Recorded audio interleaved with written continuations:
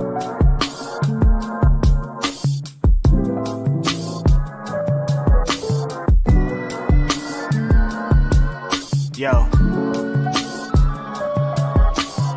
It's Grapsody with Will, Phil, and Reg, trying to keep it real instead of what you usually get from these talking heads. It's Grapsody, we're here to fill the void. 3 black fans, different perspective, got to fill your voice. Coming with the podcast, talking majors, indies in between. Yeah, it's all that, and we're down with Fightful, better fall back. Coming for respect, we connect like a ball bat. No need to double check, these are all facts. You're listening to us talk raps. You're listening to us talk raps. Will, Phil, and Reg. Yeah, we're Grapsody, here to talk raps. Yeah, we're Grapsody, here to talk raps. Morning. It is I. It is he. This is Grapsody. I'm Phil Lindsey. And I'm here, of course, with the controversial figure, list maker, Righteous Reg. Oh, no. It is your favorite rapper, your favorite writer, and your favorite podcaster. Maybe your favorite list maker. Some circles, your least favorite list maker. Here in the building. It's Saturday morning. It's Grapsody Podcast. Very happy to be here. What a crazy 24 hours, Philip Lindsey. My phone hasn't stopped saying things for me for a full 24 hours. And it's been a fun time. Shout out to everybody joining us here today to talk some wrestling and to talk some other things. What's up with you, Phil? I sat here and I told you guys last week, all you guys in our chat were like, man, Lamar's not playing next week. And I was like, well, I don't trust the Bears to get the job done because I've been a longtime Bears fan. I sat and watched this game and I was like, yep, this is what I expected. Too much to ask for those guys to win 5 games in a row. Yeah. 4 games in a row was fun, but it was a little misleading. It was a little Was misleading. it misleading? Are you out already, or are you still? I knew. On hope? No, I knew at the time it was misleading. But it was a fun ride. 4 games in a row, but that's all right. Basketball season has started. Chicago Bulls are back. When I say we are back, we are back, buddy. Mm-hmm. Chicago Bulls are 5-0 to start the season for the first time since 1996. What? If you remember, of course, 1996 is the year where the Bulls had their legendary run, ended up winning 72 games to end that season. I remember. Yeah. Young Bulls are up, winning games. Josh Giddey out there hooping. Mod is out here dunking in your face. We at you. What's up, man? I saw some people last night. 5-0 to start the season, buddy. We're here, buddy. I don't want to get too excited, but feels pretty good because Chicago Bulls have been a tough team to root for a very long time. Yeah. Barring like certain seasons like 2011 but feels pretty good to win, man. There was like a couple days where the Bulls and the Bears were both undefeated, or not. Were the Bears undefeated? No, they start the season. They just went 4-0. I mean, just with went loss, 4 games. Yeah, they won 4 games in a row. Mm-hmm.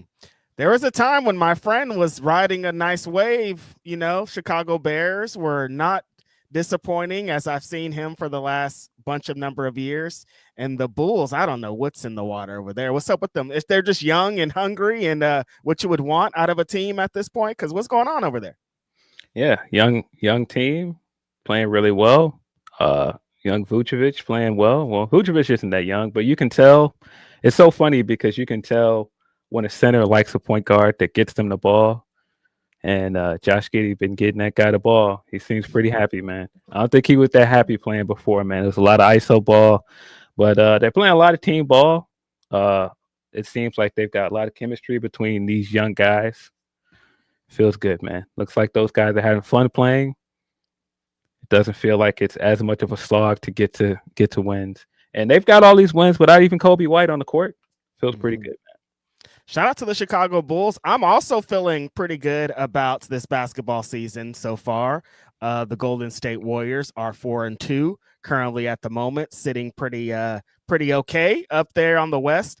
I like like I've been for the last couple seasons, the Warriors have been small. They haven't really been. I'm like, anytime we get to the nitty gritty, they're just going to get dominated because they're not small. I mean, because they're not big. They don't have like the strength to get through this. But that game with the Nuggets, I was like, okay, like they're keeping up with the Nuggets for the entire game. They're on them. They're not really getting dominated. And I felt good about the lineup. And I felt good about the lineup since the season has started. And I'm liking the season, Phil. That's all I'm gonna say. It's early, like you're saying. Things could change tomorrow, but like right now, I'm feeling good about it. Yeah. Bulls also had an Emirates Cup game against the New York Knicks last night. Won their first game of the Cup.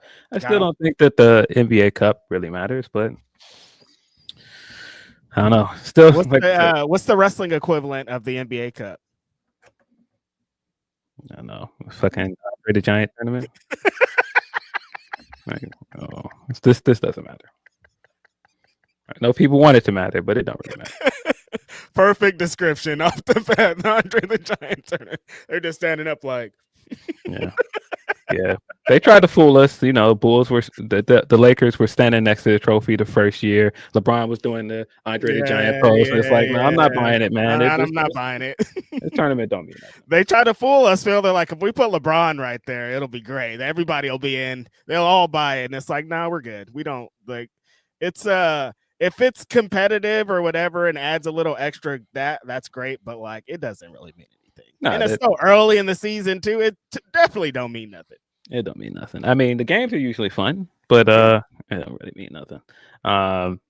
Yeah, the other thing in basketball, Victor Wembanyama looks like this guy looks like this is going to be his league very, very soon. How? Yeah, I mean, the way this guy looks on the court, I mean, over 7 feet tall. It can just shoot and dunk over most people on the court, but then it's very agile. He moves very well. He gets in the air and can do like 360s and like windmills and all this other stuff for his height, and post people up. And he'll get out there and stretch the floor, hit some threes. Like, I've never seen anything like this, bro. This guy will, like Stretch Armstrong. I don't know if that's a little before some of our listeners' time, but this guy will stretch his arms to get a rebound, and then his long legs will get him to the other side of the court in like 3 seconds. And then like he could do whatever he wants, like you're saying, Phil. He'll do a 360 layup, he'll dunk on you, or he'll just shoot a three. Like it's whatever to him at this point on both sides of the court. And it seemed like it looks like a video game the way that this guy. I can't believe it. Like the highlights are unbelievable. It's like, oh, this is what the future of the NBA is. It's like 7 feet tall guys that can do absolutely everything on the court. Yeah, he's looking ridiculous. Can't believe it.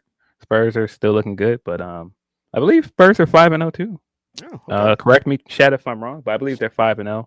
But like I said, there's only one team in the East that's still undefeated: the Chicago Bulls. Shout out to the Bulls, man. That's exciting, especially because they're a young team. They don't have like a superstar player on the team. It's just like we gotta all band together to make this worth something. You know what I mean? Yeah. There are certain things I, as somebody that keeps up with a bunch of stuff outside of like college basketball and some other stuff, and my dad like keeps up with a lot of this stuff. So I was shocked we managed to get Modest in the draft 2 years ago, and I was like, oh no, this guy's a steal. He's great. And so seeing where he is now, it's like, oh, I knew. You could see it. This guy's good. He's looking better and better. But yeah, all those people overhyping Alex Caruso. Look, he went over there and got his ring with OKC. But I knew that was a good trade. I was like, man, you're getting essentially a lottery pick for Alex Caruso, which this is it. You know what Caruso's peak is. Yep. This kid can still get better. Like this, he's 6'8". He can run a point. Yeah, he had 32 points last night, 10 rebounds, 9 assists. Mm-hmm. I was like, yeah, listen, I know people were trying to get their jokes off. Giddy got a weird case. Why is he around? But I look, man, I seen it. I seen the potential. I was like, nah, this guy, you let this guy start. He was never going to start in OKC. They got to start in point guard. But you get this guy on a team where he gets to control the offense. And I was right. Yeah, they got that bald boy right out of here. Get this bald man out of here with his headband. We don't want that anymore. Listen, man. He had his time, man. He got on over there. He got him a championship. Cool beans, man. But he got a ring. Yeah, no, I knew that Giddy was better than people were giving him credit for. I just think that people were emotional at the moment, and sometimes, man, you gotta look past these emotions, man. I know Chicago Bulls fans fall in love with a guy, especially a guy like Caruso, and they're like, "No, we need him. We were not going to win games like that with Caruso. Caruso is a good player to have when you're already in a hunt for a championship. The Chicago Bulls, as of the last few years, were not in the hunt for a championship. Like if Caruso's leading your team, we're not. That's not really. He's vibes. Not. No, Caruso is not. Caruso is not a starting point guard, bro. Right. Great tool player. Like get him on the court, and he's great as a part of an ensemble. Yeah, get him in there. But like leading a team, you're not winning championships that way. No, and I kept trying to tell people that, but people were like, "Oh man, look, they traded Caruso. Look, the Bulls are being a poverty organization again. Ha! Who's laughing now? 5-0." I did like when Lonzo was doing over there, and I'm happy that he's in his recent success is doing a lot better. Yeah. Yeah, I hate that the Lonzo experiment in Chicago didn't work out. Unfortunately, he got injured and he had to stay out for a long time. But as a fan of Lonzo, I hate that it went that way. But, best wishes to him out in Cleveland. Right. Seems like he's playing some good ball out there in Cleveland. I watched one of the games this week and I was like, all right. We got some stuff going on. That's what's great about the NBA now is like what Phil's describing. Bulls have a young ass team. There's like the Rockets. OKC is incredible. And these are all young teams, dog, like filled with like, this guy's in his second year. This guy's in his third year. And everybody is balling, Phil. It's crazy. Yes. I see people in our chat trying to say that Caruso won his second championship. I'm aware. Again, he won that championship as a part of an ensemble. He is not a starting point guard. And that's my point here. Like, if you needed somebody to replace Lonzo in a rotation as a starting point guard, it was not Alex Caruso. And that's all I was trying to get people to understand. That's it. Rings, though, Phil. He got 2 now.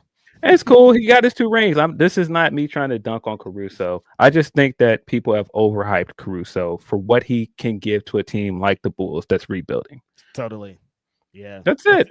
And the rebuilding worked. Like, look where we are now. Like, this is what they were working towards. It probably seemed crazy when, as you're talking about when Caruso was gone, but like now you see the fruits of the labors being eaten, as they say. Yeah, and as you saw last year, Caruso is really a playoff player. Like regular season, he's going to give you some mediocre stats, but in the playoffs, when he's in matchups where he can make a difference, that's what matters. The Bulls last year were not a playoff team, so why does that matter? Why would you need him? That's why I'm like, Caruso is needed on a team that's ready to win now. The Bulls are not a win now team. Mm-hmm. And like, good for him. Like being important in important moments means a lot to a player like Caruso, and he has 2 rings for a reason. But Phil just keeps trying to say he wasn't going to lead the Chicago Bulls to a ring. Listen, I watched the games, man. I watched a lot of them. And it just, people kept trying to act like, I was bugging. I'm like, no, I watched this game. I've watched this guy go out there and go like 1 for 5 for 3. And people are like, man, we love you, Caruso. Hey, man, cut it out. Get this guy up out of here, man. Going back to love you, Caruso. Stop, man. Cut it out. Oh, man. Tough. That's the one thing, like, still am ingesting at this big age, in this big NBA age, of getting used to everybody just shooting threes. And some games are just like they go from one side of the court 3 to the next side of the court 3 back and forth, because like I'm still so used to our childhood. Phil, was dunks. Everybody in the world wanted to dunk. Like as a kid, you're dunking on fools. Like life was about dunks, the slam dunk contest. Now all the kids want to shoot threes, and I still can't comprehend, man.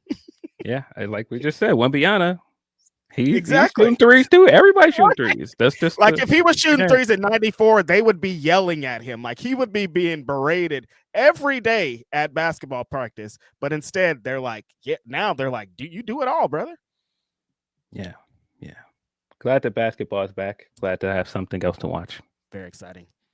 Do want to shout out the homies, the LA Dodgers, as long as we're on sports, because there have been some very exciting World Series games. Phil, the other night, I was sitting at home watching the game, and it was in the 10th inning, and I think, and I was like, I gotta get to the karaoke bar. I'm out of here, bro. Like, I guess I'm gonna miss the end of the game. And so I like drive over to the bar and like get there, and I'm like, oh, the game's still on. That's interesting. And so like we're all just like watching and cheering along. And then like an hour later, I'm like, this game is still on. Like, I didn't know what was going on. Like, the game was never ending, and it was an emotional roller coaster.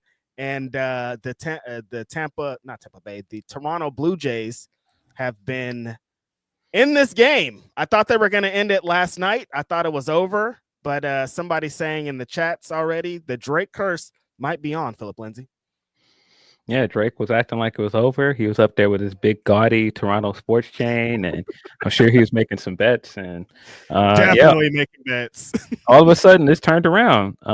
This went from it looking like the Toronto Blu-rays were going to close this thing out to Dodgers have a chance. Last game tonight, game 7 on the line. All the marbles. The Dodgers probably have the best baseball player in the world on their team. So, like, we'll see what happens. Very excited about it. A lot going on tonight on this Saturday. Yeah, not much of a baseball fan. Does not help that Chicago White Sox are terrible, but you got two squads to be upset about, honestly. You know? Yeah, man. Listen, Cubs made it to playoffs. For people that are excited for that, I'm not a Cubs fan. I have dignity.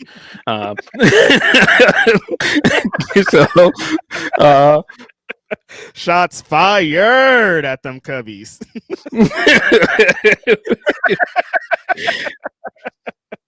Respect though. Listen, Phil keeps trying to reiterate. He's been on the front lines, you guys. Like, he knows what this rivalry is and how it gets down in his own little city there. It's great. It's amazing. But yeah, most of the time I'm not really checking for baseball. I'm mostly a playoff baseball guy because like exciting stuff like this, but so many games and like a game at noon and it's just, you know, on TV, not really the vibe. But shout out to the Dodgers. I am rooting because I am California. So time is time. Listen, we need one more before the year's over. Blue Jays might be I don't know. They might not ever live this down if they let the series go when they had it in hand. I don't know. Blue Jays, this is a must win. They gotta. It's not just must win because it's game 7, but you know, I don't know, man. It's a legacy must win right here. Like, the legacy game, man. A lot on the line, brothers. Yeah, send us your super chats. That's the best way to get your chats read on this podcast. You can also send us a Humper Chat, humperchats.com/Fightful. Yes, sir. You know what time it is. We appreciate your super chats. We appreciate your Humper Chats. Any additions to our podcast with your chats and things is accepted. Any support is greatly appreciated. So let's get into a couple of those before we move forward. Ryan Ben 66 says, welcome to Chaos Day, aka Grapsody doing the BW500. I mean, what's controversy about the BW500? You don't know. I wouldn't know because I didn't look at anything on the internet. So there you go. I don't even know what people are mad at. Like, what's the thing this year? I'd like to know. No, I wouldn't like to know. Keep it to yourself. We're going to get into it, my homie, very soon here. The homie Sal Cruz says, Drake jumping on the Jays bandwagon after they went up 3-2 is peak Drake. Like Luca said, everyone acting tough when they up. Drake curse real. I've seen it in MMA. I've seen it in football. I've seen it in boxing, basketball. When Drake is on your side, it hasn't went well for him. So I think the Drake curse is real. And in his own life, it's definitely real. He's cursing himself. Yeah, he's getting sued now. Oh, yeah, I saw that.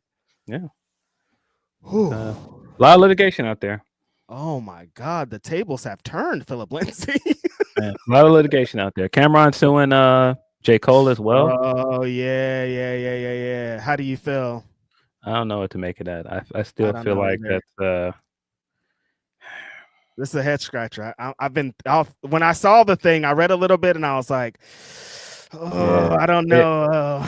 it kind of feels like he was trying to get somebody from J. Cole's camp to respond to him, and nobody responding. So he's like, "I'm gonna get y'all attention. Let's get this litigation together." But Definitely, I don't like nothing about that. After we just had this, we just attacked Drake, and we just were telling him how this was awful for hip hop and all these things, and then this. I mean, not really. I feel like it would have been more valuable and easier for Cam to get through this if he would have went on It Is What It Is and told the story. Like if he would have went on the show and was like, J. Cole, what the hell? That shit would have went viral and then J. Cole would have responded. But this just looks like going and getting some paperwork together. It's not gonna look good. We're living in, we hate paperwork, and you're like, actually, here's some paperwork, and like it doesn't feel like the time. And like Cam, his history and what he represents, it doesn't feel like it, but also it kind of does feel like it. So I don't know. I don't know. Yeah. Damn. Hip hop. I appreciate that, Sal.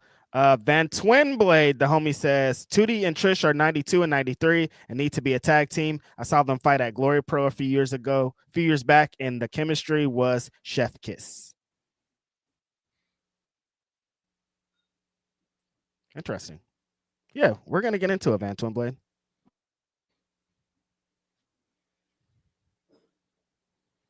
The homie Ben Sifner says, the Bulls, 82-0, my friends. Can't jinx it, man. Can't get too excited, man. I mean, it feels good to feel good, though. You know what I mean? No matter what. It does feel good, man. People have been confused by me showing all the videos every time we win now, because this is the most Chuck Swirsky has been on my timeline, and people are like, what is this? It's like, yeah, this Chuck Swirsky's bit. Like every time they win, he goes and does his little dance, and it just feels like it makes the win official now because I'm so used to it. It's a bit. And so every time I'm like, yep, Swirsky, you know what time it is, man. Get the dance video out there for the kids, man. Bust a move for them. Listen, whatever things that could hold y'all down, hold Chicago fans down and get them through this, I'm with y'all. You got to retweet your boy every time. You got to retweet your boy every time. Feels good, man. Does feel really good. Shout out to Ben. Single Blue Nut the Panda says, any comments about LA Dodgers owner having majority ownership into the Lakers? Like Magic Johnson? Well, he hasn't had anything to do with the Lakers for quite some time now. I mean, the game is the game. I feel like if we really got into like all the stuff that's going on up there and the dealings and the proceedings, that it wouldn't look good, Phil, right? Yeah, it's a lot of commingling that's going on. It's great way to describe it. A little suspect. Suspect. Commingling. What a word. A lot of commingling going on. And then the homie Busby says, apparently Kendrick ruined hip hop. Oh, well, hope y'all have a great Saturday, my G's. Yeah, Busby, I keep seeing this. I see a lot of people being like, that battle ruined everything. If it wasn't for the battle or post battle or battle, the battle was one of the best things to happen for hip hop in years. We're going to talk about this for a lifetime. That Super Bowl moment is like a defining moment in hip hop history that we're going to forever look back on. I feel like the only people really saying that are the people that are on that side and being like, I can't believe all this happened. That was the worst thing that ever happened. I guess it's attached, Phil, to this week. It came out that there was no hip hop singles in the top 10 billboards since 1990 or some bit like that. For a really long time, hip hop has been dominating the charts, and there were no top 10 singles since 1990. This week. I feel like that's not true. Didn't Kendrick have top 10 singles last year? They remixed some. The Kendrick was in the top 10, and there's some new rule about the length of time. They're trying to do a thing that they always do. If you're winning too much, fix the rules, where they took Kendrick off of it for some reason. I'm like, oh, I see exactly what's going on here. I guess. Yeah, I don't know. I think it only ruined hip hop for people that are picking sides and are making things. Oh, I'm still Team Drake, or I'm still Team Kendrick even after the battle is over. And I'm seeing quite a bit of that, and I think Both fan bases can be pretty annoying, but Definitely. I don't like. I think in terms of the music we're getting, no, we're getting great music. I don't know. 2025 is legit one of them ones when it comes to the music. Like, it's too much. I listened to a little bit of the Big L yesterday, and I'm like, it's just too much new music and good music coming out. Like, my ears, I don't have time for this. Like, it's incredible. Like, post the battle, people have put out some of the best music that I've heard in a long time. So I don't get it. Yeah, so yeah, you've got people that are Team Drake, so of course they don't like the Clips album, or they don't like certain people that like the Clips album, or they don't like this person, they don't like that person. It's like you don't have to ride with this guy or ride with your fave for everything. It's okay. I didn't even factor that part in because like they hate Tyler, so like all the people that put out these great albums are like, oh, all that shit is trash, and when it's not. Yeah, you don't have to do all of that, but people will continue to do it because stan culture is a thing. I don't know why it's still a thing, but it's still a thing. Did any of them listen to the song? I don't know. I know there's a documentary on it, but like, do you know what the song was, right? Yeah, they've lost the plot. They're like, what song? I get it. They've lost the plot. They're proud. They're like, yeah, Stan this person. I'm like, but Stan drove his girlfriend off a bridge and she was pregnant in the trunk and she was, I don't know, brother. Appreciate that, Busby. That's all of our super chats for now. And Busby, let me tell you, brother, Eminem is not on the Versus stage with Jay-Z. Stop it. Leave us alone. I hear you. I know the guy can rap, but there is not at any world where Eminem can stand on the other side with Hove. There ain't. Yeah, I tuned a lot of the Hove talk on the timeline out because it was the usual young folks trying to tell us Hove is not that good. He was never that good. And I'm just like, I'm not. Nope. He was never one. I'm not doing that.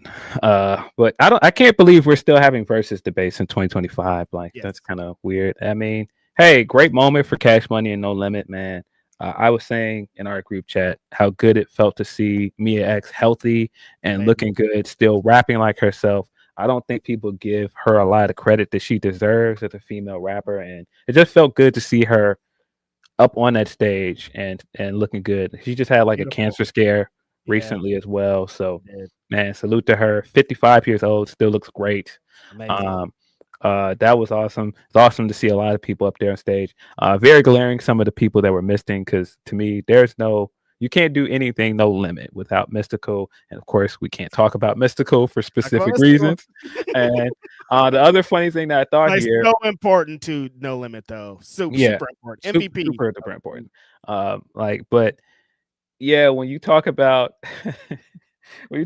like versus, and I thought about this when you said the Super Bowl because people are like, we want Wayne. It's New Orleans. How you gonna have a Super Bowl performance in New Orleans without Wayne? You had a chance for Wayne to put on for Cash Money and the culture of New Orleans, and he wasn't there. We had all them debates, Phil. Everybody's yelling, screaming, talking about Wayne. He is New Orleans. He do that. Nowhere to be found. Can't see him. He didn't stream in from live stream. Nothing. No. But Juvie was there. Juvie is one of the ones as well. Like I feel like a big part of Cash Money's emergence at that time period was off the strength of Juvie's solo album and just like the cultural reset that happened after that album. So again, great to see a lot of those artists together on that stage. But like everybody talks about Wayne and his importance, but you don't get Wayne without 400 Degrees in Juvenile. That got us Lil Wayne, like super important to the culture, super important to the game. Yeah, when Back That Thing hit up, like when Back That Thing Up hit, man, like that changed everything. And that's big part of what made Wayne was just Wayne coming on at the end of that record. So so good to see Juvie out, still and about, still looking healthy as well, still making great music, well, still performing well. Yes. What you thought of Birdman and his little he had a little rant there at the end. Well, I still haven't watched the entire verses. Me neither. But Birdman is gonna be Birdman. He's gonna do something outrageous. I did see the clip of him talking, and Mia X was behind him, like, Wow. Not the time, brother. What are we? I don't know why you're doing this right now. Is what was going through her head. Yeah, I've been watching a lot of Dragon Ball, and every time Goku does it, he does this look because it's still Goku as a kid, and he's like he often like walks in a room and he'll have like this daft look on his face, and he's like confused. He'll be like, So that's what I was kind of looking around like when he was doing his bread. I was like, Because they were all thinking this is gonna be a cool, chill time. I haven't seen these people, haven't been on stage. It's No Limit versus Cash Money. This is big. It can't be. Nobody's gonna be wilding. Oh, but you forgot that Birdman was here. Birdman fly high for the winter, man. Sometimes it get crazy. Yeah, Birdman. Oh man. I would like to shout out Manny Fresh though, if we're talking about these two legend. Like Manny Fresh. Again, same thing I said about Juvenile. Like you don't get Juvenile, we don't get 400 Degrees without Manny Fresh going to whatever planet he went to produce those records. Legend, man. I feel like he gave us one of the best early verses as well. The one with Scott Storch. Yes. I still miss when that's what verses was. It was just guys in their house playing the music. It wasn't performances and like all the high production value. When money got in it, it changed everything. But like that versus with Manny, and Manny was hilarious in it. He was doing like the sound effects and stuff, man. Mm-hmm. I think my favorite verses, besides like Locks and the biggest stage was Locks and Dipset, of course, but of the first original set, RZA versus DJ Premier, like, yes. Dog, that shit was like, it felt like we were experiencing history, like magic, and like versus now is just like a big, it's fucking WrestleMania at this point. But like at that point, it felt like we shouldn't even be listening to two of the greatest producers of all time go beat for beat. That's crazy. Yeah, that WrestleMania promo did feel very versus-esque. Let's get all the old people. Let's get all the established stars. Like let's get them all in the graphic. Who's the dealer, Phil? Can't help himself every time. Dude. Gotta be front center, man. I gotta be head of the table, bro. What are you doing here? That's what I think. Like every time, what are you doing here? Man. Why are you on this poster, dog? Why are you walking slowly through the casino? What are you doing here? Yeah. You're not going to be on the show. You're definitely going to be on the show, but you know what I mean. Reg, everybody has a tell. Sometimes it's a look on the face. Every time, bro. Every time we got to do some promotion for a pay-per-view, any kind of commercial, he's in the mix. Every time, man. It never fails. Oh, we're going to Netflix. Oh, Netflix, and then the history. I'm like, dog, what are you gotta stop. We gotta have at least one moment where you're not here. They got Paul Heyman on there with no Rollins. He's just admiring Triple H. I'm like, what? Hold on. What's going on? Bro, Credit Boy gotta be up there, man. He gotta let you know. I put this game together, man. Like they playing, there's some big chips on that table, but who put it together? Like we're in Vegas. There's a lot of credits in here. I need about 30,000 of them. This is like, dog, come on, man. Like and people were comparing him to a stepdad. Like his stepdad wasn't even as crazy as, or his father-in-law wasn't even as wild as. I'm like, at least his father-in-law was a character on TV. He's just the homie that's booking the stuff at this point. That was funny as well when people were like, yeah, of course he's there. He's a part of the show. No, he's not. He's not a character on a TV show, man. He's not. He has no reason to be up there. What show is he a part of? Because he comes out and cuts the ceremonial ribbon every time they have a big moment. Yeah. Yeah, but there was a lot of discourse because leading up to that promo, we did get the separate videos of just people's shoes walking up, and they were trying to do like this Ocean's 11 type thing of like the big players coming to the table, and everybody like Andrade's back. I was like, whoa, hold on, what happened? Everybody's speculating this could be a big return. Who could this be? And nope, it's just promotional material for WrestleMania 42. It's just his shoes. Yeah. People also were criticizing the talent that was on the poster because the poster featured Cody Rhodes, of course, Roman Reigns, if you've been watching this company for the past 5 or 6 years, you shouldn't be surprised to see those two names. CM Punk as well, Paul Heyman, Brock Lesnar, and Triple H. Friend of the show, Ibu, took quite a bit of heat because he was like, Brock Lesnar is less important than he's ever been, and he didn't really move any needles for WrestlePalooza. So why is he here? Why are you putting him in promotional material for your biggest show of the year? We have so many more people that are relevant to the product right now. And I was like, oh, he's right. And then that turned into a conversation of like, oh, you're trying to say that Brock's not a draw and Rhea's a bigger draw to him. That's not what the conversation is. Rhea at this point is more relevant to WWE's product and its fan base. Like, and if you're gonna pick any, not just any woman to put on that poster, like out of all of their young stars, she's the hottest young star they have. She should have been there. And I know, people are like, she just broke her nose and maybe that's why she wasn't there. But I mean, this isn't that far off with what they usually do. Like, it was the same 40+ club, older white guys, no women, no black people. Like Roman and Brock headline like 8 WrestleMania straight, and then it was Cody and Roman. Like, they are like, if they're like, we're gonna see it again, essentially the things that you've been seeing for the last 10 years, let's run it back one more time. The future, there's so many young talented people that are the fans are excited for that could have been on this, but Rhea was definitely the most egregious thing.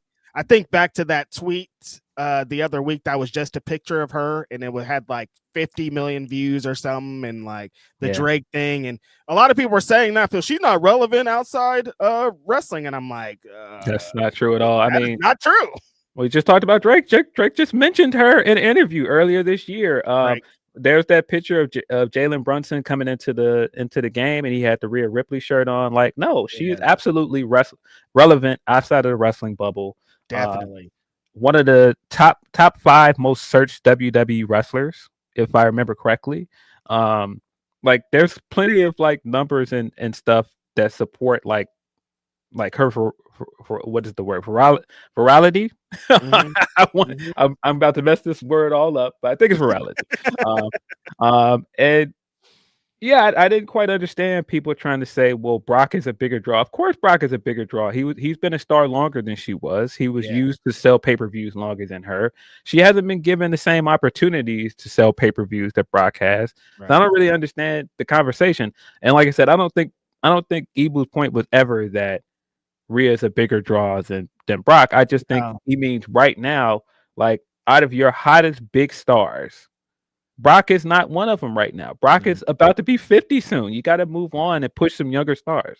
Nobody's clamoring right now for what the Brock Lesnar WrestleMania match is going to be. That hasn't been a discussion. Like, people have talked about what Rollins match, Punk, Reigns, Cody, but nobody's like, I wonder what Brock's going to be doing. And it's like, they're forcing the people to be like, I wonder what Brock's going to be doing. And like, it just seems crazy. Just looking at the poster, it's a bunch of like dads, like, no disrespect, but like, you gotta like, what is this, man? Like, and then like Punk's on there, and like, still feels weird. Like, he's been back in WWE for a while, but like, he's sitting next to Brock Lesnar. Triple H is up there with the chips, and he's just like, it's like, what is all this? This is so weird. Like, where's Jey Uso? You know what I mean? Where, like, if we're doing this, like, you guys keep telling me these are the guys, these current guys, but these guys are not the guys. These are part-time guys. Yeah. I thought we got away from this part-time thing. That's so funny. Like, we made a shift where it was like Goldberg was happening and they were doing all these part-time deals. And then it felt like there was a changing of the guard. Like, there's these young guys. Roman was at the top of that. It was like, we got Roman now. We got the Usos. We got New Day. We got all these young people that could start headlining these shows, and then they just went right back to it. Now we're just back to the same thing. Part-time guys headlining all the shows. I mean, Roman is essentially part-time now. Yeah. And I have no doubt that Roman is going to main event one of these nights. Definitely. 1000%. I have been assuming that we're probably heading towards Cody Punk. So it made a lot of sense for Cody Punk to be there. Yes. But when I looked at that poster, I was like, are they trying to prepare us for Brock versus Roman? Oh God, worst possible scenario, Phil, far and away. Like, I'd rather see Roman and Cody again before I see that shit, and I don't want to see that at all. Yeah. But what else is Roman gonna do if Rollins is out? Yeah, I don't know. It's a good question. I did feel bad for my guy. He's been all over WWE programming for most of this year, and yeah, that injury took him out of the mix, and so he's not. He. You got to assume if he wasn't injured, he probably would have been on that poster. If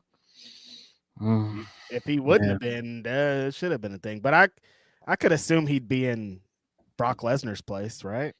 Maybe, I don't know. Think so. But yeah, the fact the fact that Heyman's up there and nobody else from the division is there is pretty shitty. But it is what it is. What about the vision? Braun Breaker, dude. Every time I hear somebody talk, they're like, it's all his. This is his business. Dog. Dominic Mysterio. Like, if we're everybody keeps telling, every time I open up my phone, Phil, they say that this guy has the most heat of anybody since fucking Stone Cold Steve Austin. You guys they gotta relax, Phil. Buddy. Please, Phil, could you tell them to relax? Because they gotta relax. I said it on this podcast once, and people were like, that's a bad take. You guys are going to hear me at some point. All these other podcasters, all these other outlets are trying to tell you that this guy is the future of the business. And second coming. Yeah, like Bleacher Report just put out its top 20 wrestlers in their 20s, and he was number 2. Over MJF. Over Max Stock, over Kyle Fletcher, and I was just like,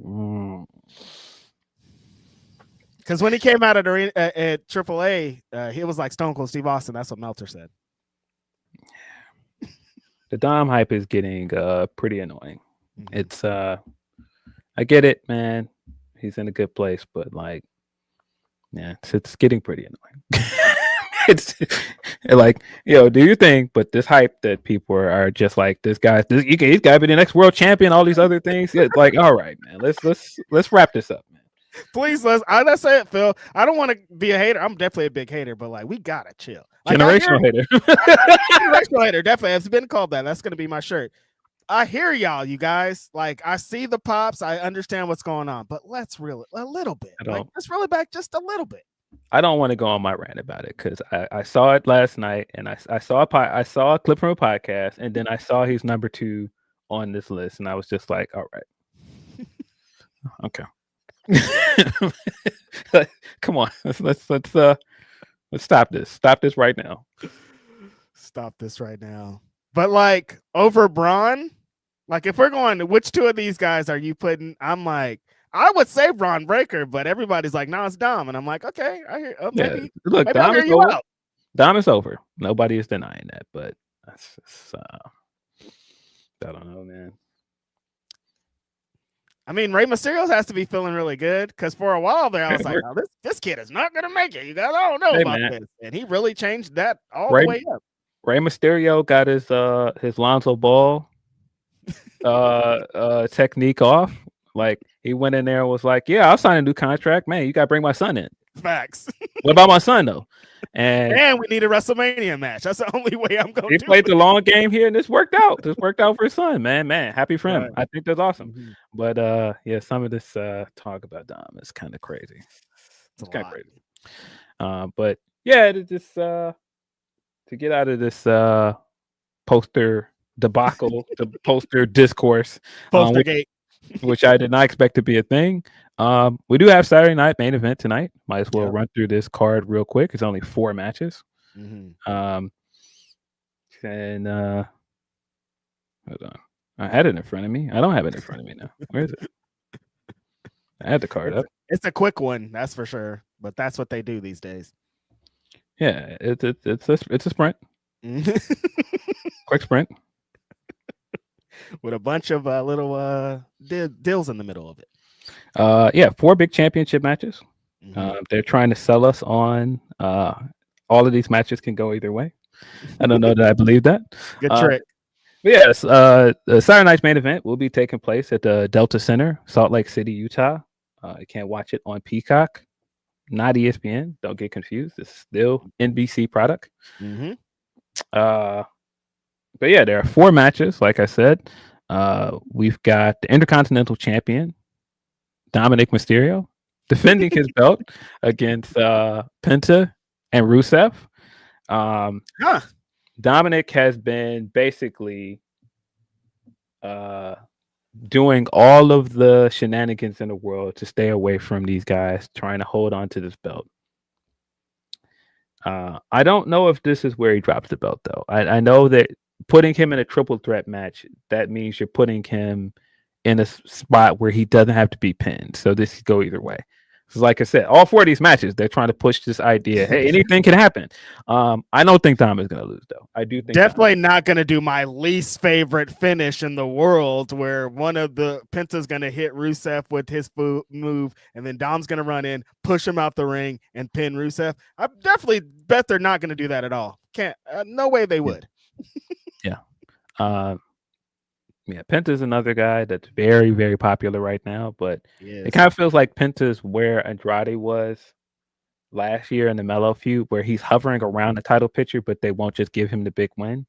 I'm not sure why, but I don't think it's happening here. I do think that Dom is going to retain. Yeah. Do you think any of these realistically can? Because that's what they really are selling it. Like they're hammering it home in the Cody and Drew match of like, you better watch this, brother, because better watch.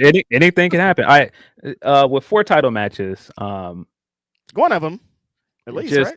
The odds of no title changing out of this, I don't really see it. I think a title is going to change here. I just don't think it's going to be either of the world titles. No, it could be Dom because he's the AAA mega champion or whatever, and he doesn't really need the Intercontinental Championship at this point, and this would be a good way to not pin him, but like pin him. What do you mean? Shut up. Yeah, I do think Dom is going to retain him. Yeah. We've got Jade Cargill taking on Tiffany Stratton for the WWE Women's Championship. The story here, of course, is Jade Cargill reemerged last week, finally turned heel. I don't know what took so long, but we're finally here. She is finally heel. That segment last night was not great. But the Tiffany title reign has been a real head scratcher because it started on a high note with the Money in the Bank cash in. She got the big match with Charlotte at WrestleMania, and then it just kind of nosedived after WrestleMania. She's been wrestling the same opponents over and over again. I don't think that there's been much to this reign, even though she's held this belt for over 300 days at this point.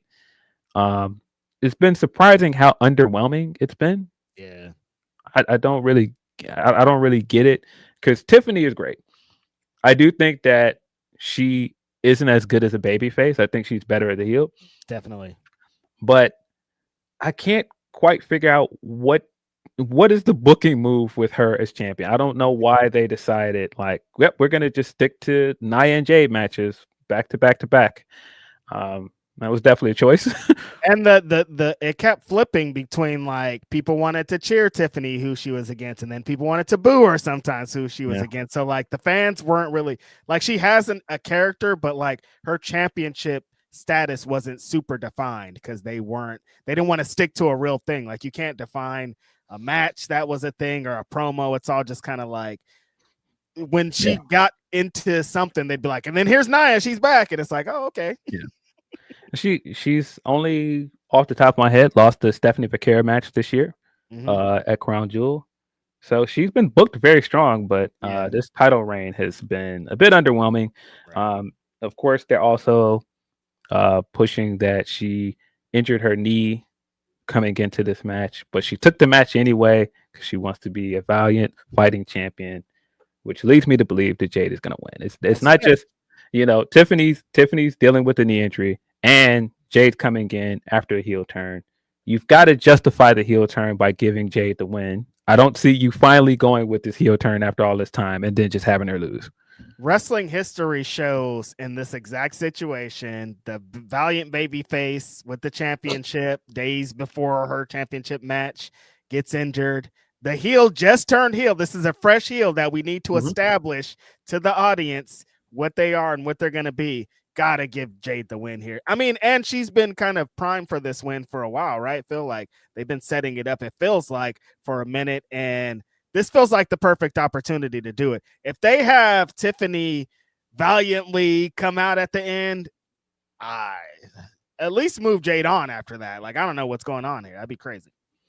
Yeah, for sure. Shout out to Stephanie in chat. She's saying Tiffany's match with Trish at Evolution deserves more credit. I think Tiffany has had good matches as champion. That's not really my issue. It's just I think she stayed in the feud with Nia too long. Yeah. And I think that they did the will they won't they thing with her and Jade for way too long. And it just got uninteresting. I think she needed some fresh opponents at some point, and it never quite happened. And at this point, because you've done the Jade match so many times, you've got to shit or get off the pot. You can't keep going back to this at this point, especially because Jade has turned. You've got to, if you're going to make Jade champion, this is it. This is the time to do it. It'd be crazy if they just like didn't. No, I think Jade's going to come out and target her knee. I think she's going to come out and do something to target her knee. And that's going to be partially how she wins. This is helping a lot, though, Jade being heel. We want to keep reiterating that like this is going to change a lot of things, change perceptions. She should have been heel months ago, years ago, I feels like at this point. Because like it just suits her so well. Yeah, she was miscast as a baby face. I've always felt that. Right. I've always felt like with the way she wrestles, the way she talks, everything about her, she just works better as a heel. The way she wrestles, that's the most important part too. Like as a heel, like the power thing, the slow prodding thing works way better as a heel. Yeah. So Jade. Curious to see how that works. Because of course we know Jade as a big heel in AEW. That was her claim to fame. Curious to see how it would work over here. It ain't gonna be 80 squash matches like in AEW. Not gonna be like that over here. No. So curious to see how that works. We're also curious when we see Bianca. We got the report recently that Bianca still does not have a date to return. That I hope that everything's okay. Like being out all this time after finger injury is really wild. So I hope that something's coming soon. I kept thinking all this time maybe that was the reason they kept prolonging Jade's win is because they're waiting till Bianca was coming back, and I don't know. Hopefully she'll be back by WrestleMania season. Hopefully she'll be back by the Rumble. I don't know, but it's really wild. We haven't heard anything yet. Dude, the human body is tricky as hell because, like, just a finger thing, you would think, like, put a cast on it and we're going out of here. But it's been, like, a while. Like Phil says, we haven't had a lot of updates. And, like, she's a prominent figure here, like one of the main characters in the women's division. And we haven't heard too much, but we hope that everything is well. We hope that she's in a good mental headspace, and we hope that she comes back soon. Yeah. I have to assume if Jade is going to win a championship tonight, we got to be heading towards Bianca Jade at some point. If Bianca's back by next year, that's got to be the big match. Hopefully.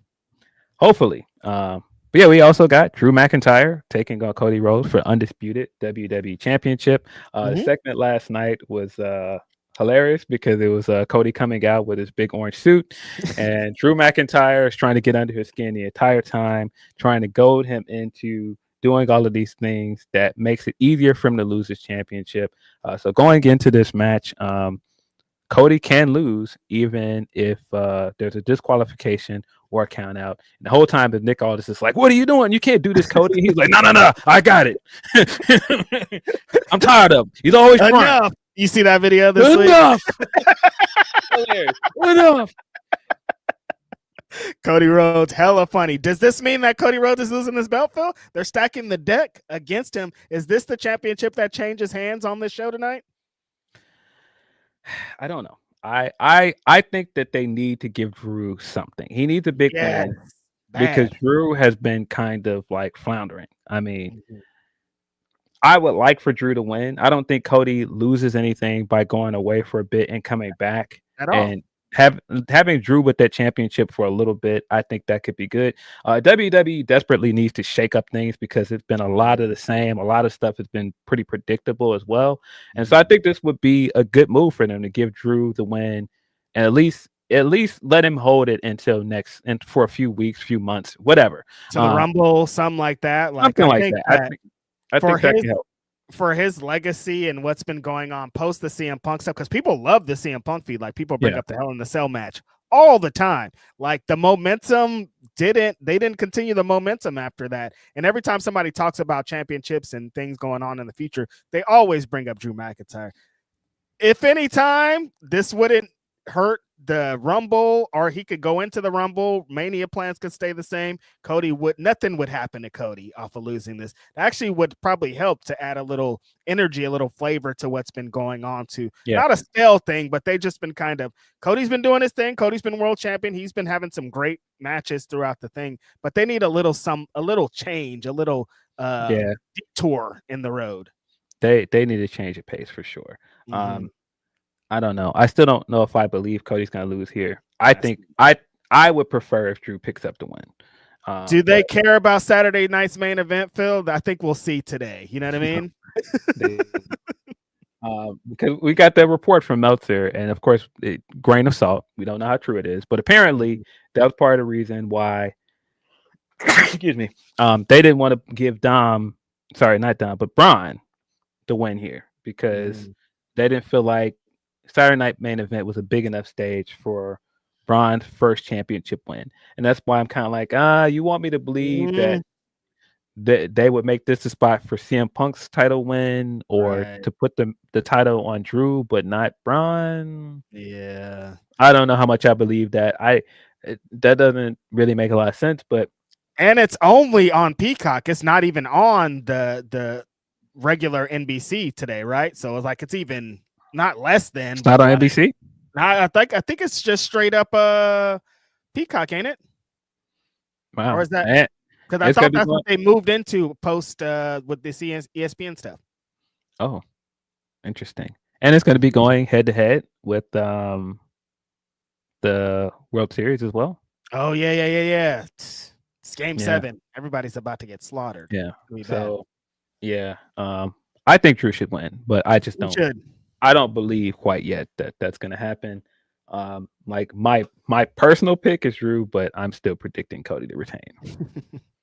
Because they're leading into what could be War Games, right? Possibly. Yes. Cody doesn't necessarily need championships to be involved in whatever story's going on there. Like this is maybe the perfect time. I don't know. Yeah. We'll see. Yeah. Then we also have Jey Uso taking on CM Punk for the vacant World Heavyweight Championship. I just don't believe that Punk is going to win. I've been thinking this for weeks, and my gut feeling is that Punk is not going to win. I think we're heading to a non-finish in this match, guys. I think that Braun is going to interfere. Something's going to happen, and there's going to be no finish. I think we're going to leave Saturday night main event with that belt still vacant. Who's going to win it? Where does this go to after? Because I've seen a lot of people say this kind of same thing. There's like no way that they're going to let either one of these guys leave this show with that world championship. And I'm just like, well, when is somebody going to leave with that world championship? Because it ain't going to be Seth. It's out. No. Jey Uso won the chance to challenge for this belt in a battle royal a week ago, where people were not happy they won that. This was the culmination of all of the stuff coming up with him and Roman and Jimmy, where he betrayed Jimmy to win. Jimmy was not happy, rolled up on him on the next episode of Raw, like, hey, what was that? We had a plan, and you completely went left. You made this all about you, like you always do. There's interesting stuff there. I personally feel like you've got to move on from bloodline drama. I feel like if you're just going to make the Usos a tag team again, just do it. I don't think we're really interested in another sibling rivalry type match from these guys again after the other one wasn't received well. And I just don't know if there's much interesting here. I did see someone say this, and I was like, that would be kind of interesting. Because they were saying, what if this is leading to Paul Heyman siding with Jey Uso and Jey Uso basically taking Rollins' spot in the Vision. And I was like, that is interesting. But at the same time, when you've got a guy that's white hot like this guy is, getting the reactions he's getting in his entrances, why would you turn him heel? Doesn't make sense. Turn him into Bloodline Roman. Yeah, I'm chill. I don't think that's really the vibes. The entrance is still the same. He's still super hot. They put him in this position for a reason, Phil, against CM Punk for the world title. Like, no, I don't think turning him heel would be completely heel would be the thing. I know they're teasing it and the stuff with his brother, but like going back to full on I'm against my family thing, not really the vibes. Yeah, I mean, like I do think like in theory that's an interesting idea. Of having him in like this bloodline light thing and him acting as kind of like the heir to tribal chief like he was always meant to be. But the whole appeal of main event Jay this year and him going off and winning was he did it on his own and he didn't need Roman. He didn't need Roman's advice. So why would you retread now and tell us that he does? I don't think that works. So as your predictions, no one's leaving this show with that World Heavyweight Championship. I think we're getting a DQ finish, guys. That's my gut feeling. Is that what did they say which one of these matches is the main event? I don't think they have. But if it is a DQ finish, that would lead to my thought that you could still do a title change here with Drew winning the title. And I'm assuming also that Jade is winning the title. So you're not going if you put at least one or two title changes here, that would at least soften the blow on the way of doing a DQ finish for this match. Yeah. And it's Saturday night main event. It's fine. Chill. Like I think if you do a DQ finish here, it won't be the end of the world. It's not like doing a DQ finish for a vacant title on like a pay-per-view. For example, you got to lead them up, though, like you're saying, though. So there has to be at least one title change before something that gets people into it. But if there's like 3 retains and then we get to that, and it's going to look crazy. Yeah. And they would do that. Yeah. Yeah. Oh, Sheldon, man. Oh, can you imagine? Sheldon is saying 2 DQ finishes in both title matches. Can you imagine if that's how Drew wins the belt a DQ finish? Oh no! Oh no! Oh no! I didn't even think about that. That's the stipulation. Oh no, they're gonna do that. I can see it now. Like Drew does something.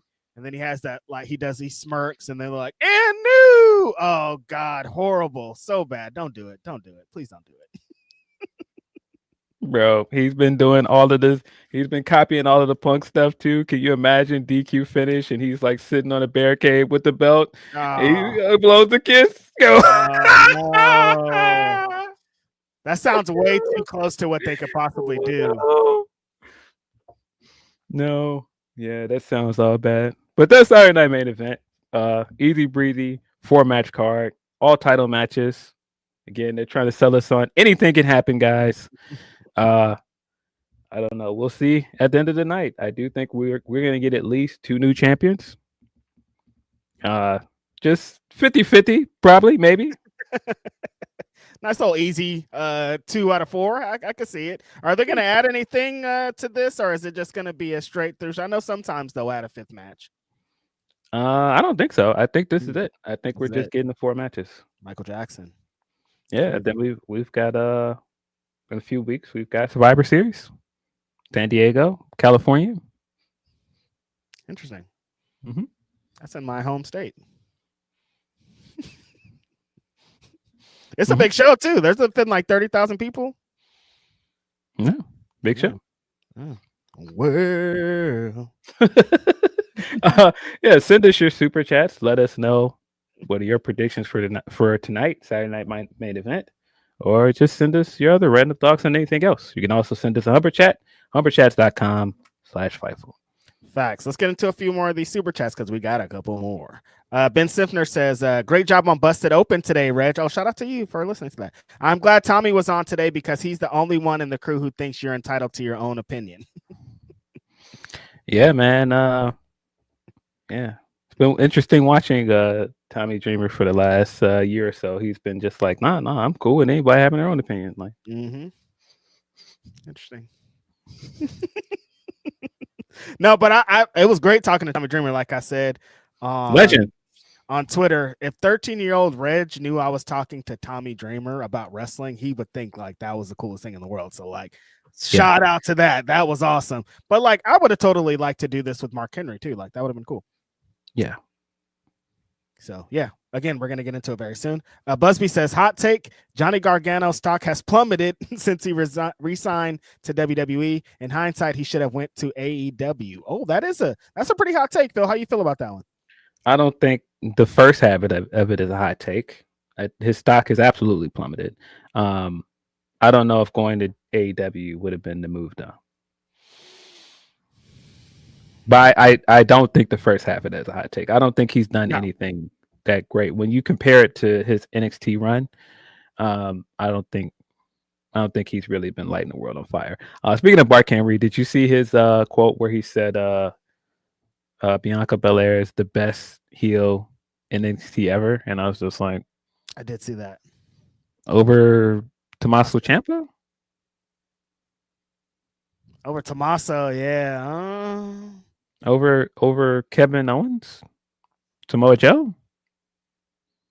Oscar? Yeah, listen, I love Bianca. I don't know if I would have said that though. Shayna Baszler? Yeah. I love Bianca killed it in NXT, but like there was some people who were doing some amazing work as heels down there. Yeah, I don't know about that take. But AEW, Phil, for Johnny Gargano, I don't know if I could buy into him. I think he'd be in a better position, but the best position, I don't know. He'd probably be like a member of the conglomeration or something, which is like it'd be great, but I don't know if like he's not going to be world champion over there. No, I mean, nothing wrong with that. He probably would have been better off, maybe, but I don't know, man. Who knows? Yeah, he just seems like such a WWE guy. I don't know.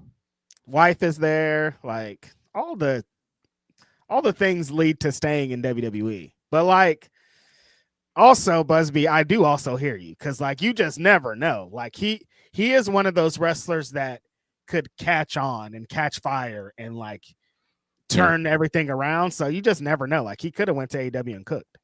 Yeah, I think it's mostly a timing thing. I think if he had come to the main roster when he was at his hottest on NXT, some of these conversations would be totally different. Totally. I just think it was just too much time had passed. He had his contract expired because I was about to say he got released, but he didn't get released. His contract expired. He ended up leaving and coming back, and I don't think any of that really helped him. And then they sent him to the main roster when there had been time since he was in NXT, so the fans didn't really. There was like a weird lull period where people didn't really know how to feel about it. But like he still had that like we know him from NXT, we know this guy, but the timing just didn't work out for him, unfortunately. Yeah. I appreciate that, Busby. Deontay Soignier, the homie, says with a various super chat. Appreciate you, Deontay. Reg, watch the show with you and Denise. Love the critique over criticism. It's okay to love a show and see issues. Always want women to get shine every place. Rhea should be everywhere. Appreciate the insight, Phil. All love y'all. Yeah, no. Rhea, I think, should be getting like the 2018 Becky Lynch push.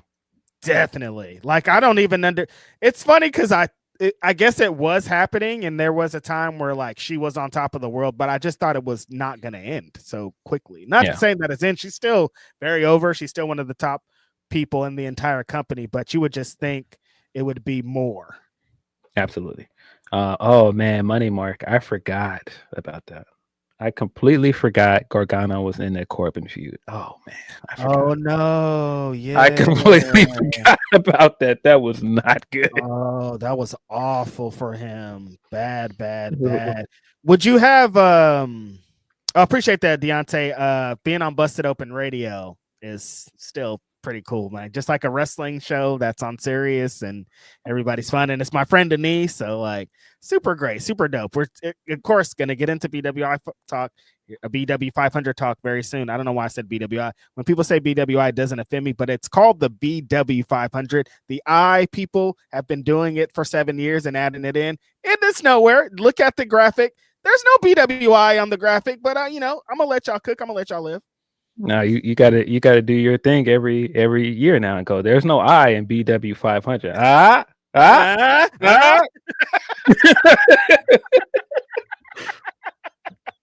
Great bit.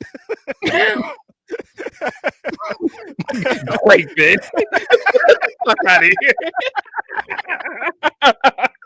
here. Oh man, appreciate you, Dante. Mr. Alston says Triple H has consistently shown us his hand since he was a performer. I mean, as far as minorities in WWE, he is officially part of a certain council now. 1000%. Like, he keeps saying it out loud too, my homie. Like, he's like, I'm telling you this how it is, and this is how it is. Yeah. I don't know. Papa H though, Phil. Papa H. It's gonna be very interesting. A lot of people are putting their hopes on Obafemi being the guy that changes things once he gets up there. It's gonna be interesting to see how they use him. I don't like that people are putting this much pressure on Obafemi like that, though, because if it doesn't work out, then like if they don't push him as heavily as people want right away, people are gonna be already out on it, and it's, I don't know, man. I think people got tempered expectations. It's just like they've done it with other people though, so I understand why people have those. They can do it. They can do it, but will they? Can, but I would definitely temper your expectations, folks. Mm-hmm. Like, he ain't not winning the Royal Rumble in January. Like, that's crazy. You know, people are like, he's got to come straight up. He's got to win the Rumble. He's got to beat Cody. All this stuff. It's like, hold on, guys, hold on. Let's relax. Hold on. Appreciate that, my homie. Deontay also says, also heavily enjoyed Dynamite. Good vibes. Wasn't the best in ring, but it was fun. I feel we are spoiled with such good wrestling, but I do have fun all wrestling this week. TK plus Blood and Guts announcement. Yeah. Or please Blood and Guts announcement. I think that's tonight. Maybe he did a video. Yeah, he did one of those live videos. The AEW Blood and Guts stuff has been also discoursed this week. Coming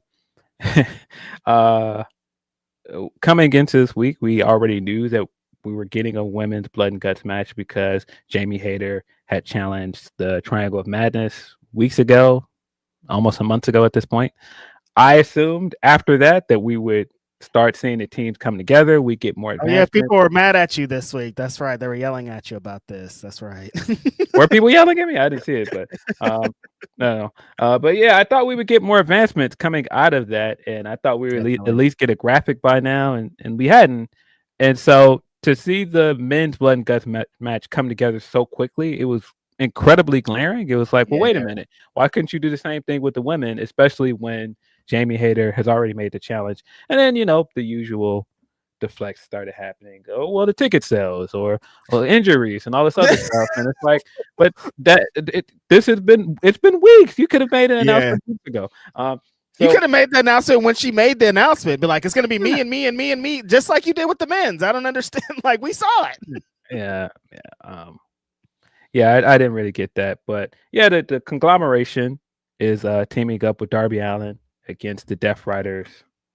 Blood and Guts will be coming to us in Greensboro, North Carolina on November 12th. 2 weeks. That's coming up real fast. And that's also why I'm like, oh, we need to get to it with the women. We've got 2 weeks. But I saw someone be like, oh, we're waiting. We have to establish the women's tag tournament first. I'm like, no, we didn't. We could have been doing this already. Again, we've had weeks. It's been so long, dog. Like, what do you? And it's 2 weeks away. Now we're gonna go 1 week of knowing. Hopefully, we're gonna go 1 week of knowing who's in the match, and that's the most promotion that they're gonna get. Like, I don't. It's weird. Yeah. I don't think we needed a men's match. That's what we need to talk about. The way that it came together, kind of last minute. I've always been of the assumption they were going to do 2 matches. Yes. I never felt like they were just going to do a women's Blood and Guts match on Dynamite. So I figured at some point we were getting the men's match, but I don't think we needed a men's match. I don't think we needed 2 matches. I think they could have just given the women the spotlight, especially if it's just for TV. You're not trying to sell the pay-per-view off of a women's Blood and Guts match. You could have easily just given the women the spotlight here. I feel like we already got the men's match. What was that cage match? Was that Yeah. Forbidden Door. What show was that? I was like, we already got this match. Like, I don't understand anything going on here. I was talking about it on the Wednesday watch along, Phil.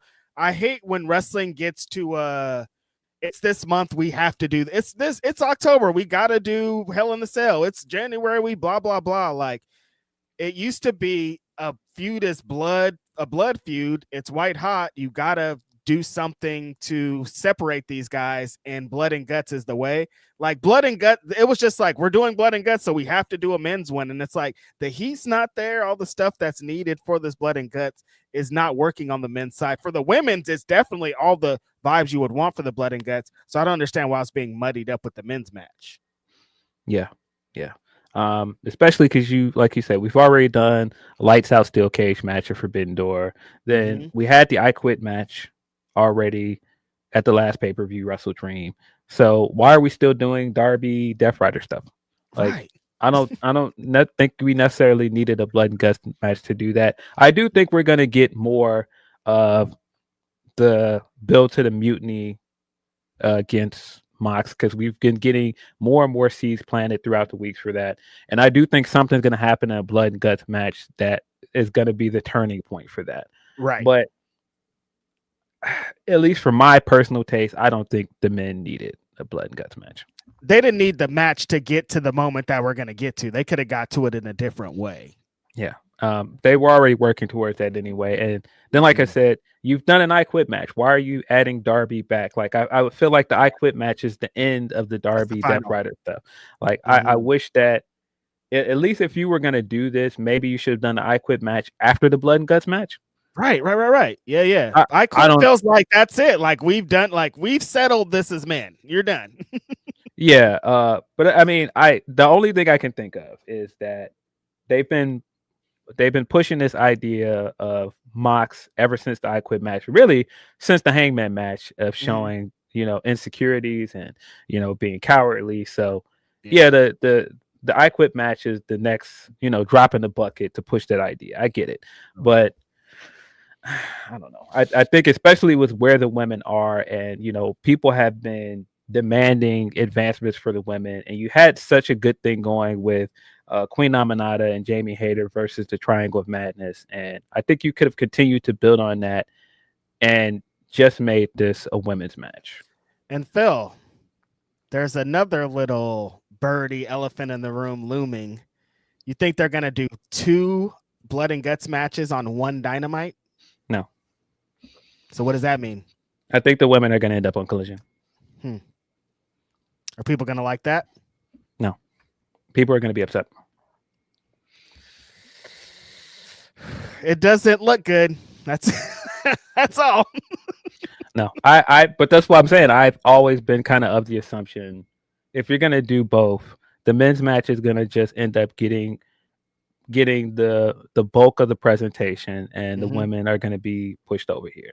And I just, like I said, especially if you're going to announce the women's stuff first and you're going to start promoting the women's stuff first, I just think you did the women a disservice here. And there are great things like, you're doing the tag tournament, you're setting up stuff. I mean, I pretty much predicted that the Sisters of Sin were going to win the first round match to set up more stuff for the Blood and Guts match. But I thought, at least if you're going to do that Wednesday, we were going to get advancements for it Wednesday, and we didn't. And I mean, yeah, Tony said we're going to get more announcements coming up tonight on Collision, but I don't know, it's just so disjointed. The show's in a week in 5 days or whatever, you know what I mean? Like, even if they start hitting the announcements tonight, it's like, well, damn, there's only that amount of time to promote the women's match, and we could have been promoting it for the last month or whenever Jamie did that damn promo on Collision. It's just unfortunate, and it's just like Denise was upset about that match, the tag match, because like when there's a men's tournament, it's like about prestige. It's like they get this long time. There's no interference. Like they're like, this is a prestigious tournament, and this didn't. Like, she wasn't getting the vibes in the first match, and I'm like, I hear you. Like I was like, oh, they're heels. They're supposed to do that, but she's like, it doesn't work that way. Even when they're heels, like in the Continental Classic and those type of tournaments, it's not like this. No, I definitely think with the way the fan base has been excited for both the tournament and the Blood and Guts match. I don't think that AEW has done the best job of making it feel like a big deal. Mm-hmm. I think at the very least, people can and should criticize that. Totally. I wait. I just saw something in our chat that just scrolled up and I can't see it anymore. Hold on. Where did it go? There it is.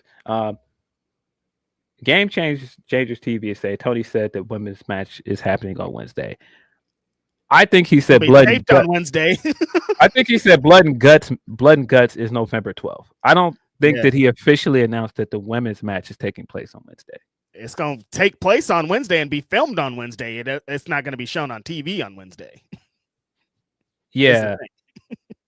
Yeah. Like if you go on Wednesday, you'll see that match. On TV, though, you ain't going to see that match till Saturday. Isn't Collision live that week, though? Is it? I think it is. That could be a thing. If it's all on one day, then of course they're going to do both matches. So they're going to do both matches on Dynamite?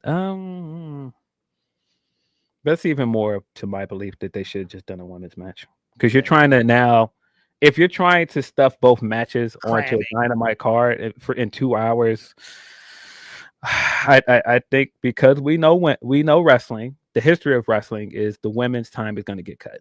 Yeah. I mean, if this could work out if they get a longer. They've been getting extended shows. They move it to 3 hours, which they haven't announced yet, but they could. They move it to 3 hours and they put both of these on there, and it feels like a pay-per-view. This could totally work. Do I have faith in them, like you're saying, to put more time and more effort into the women? Not necessarily. No.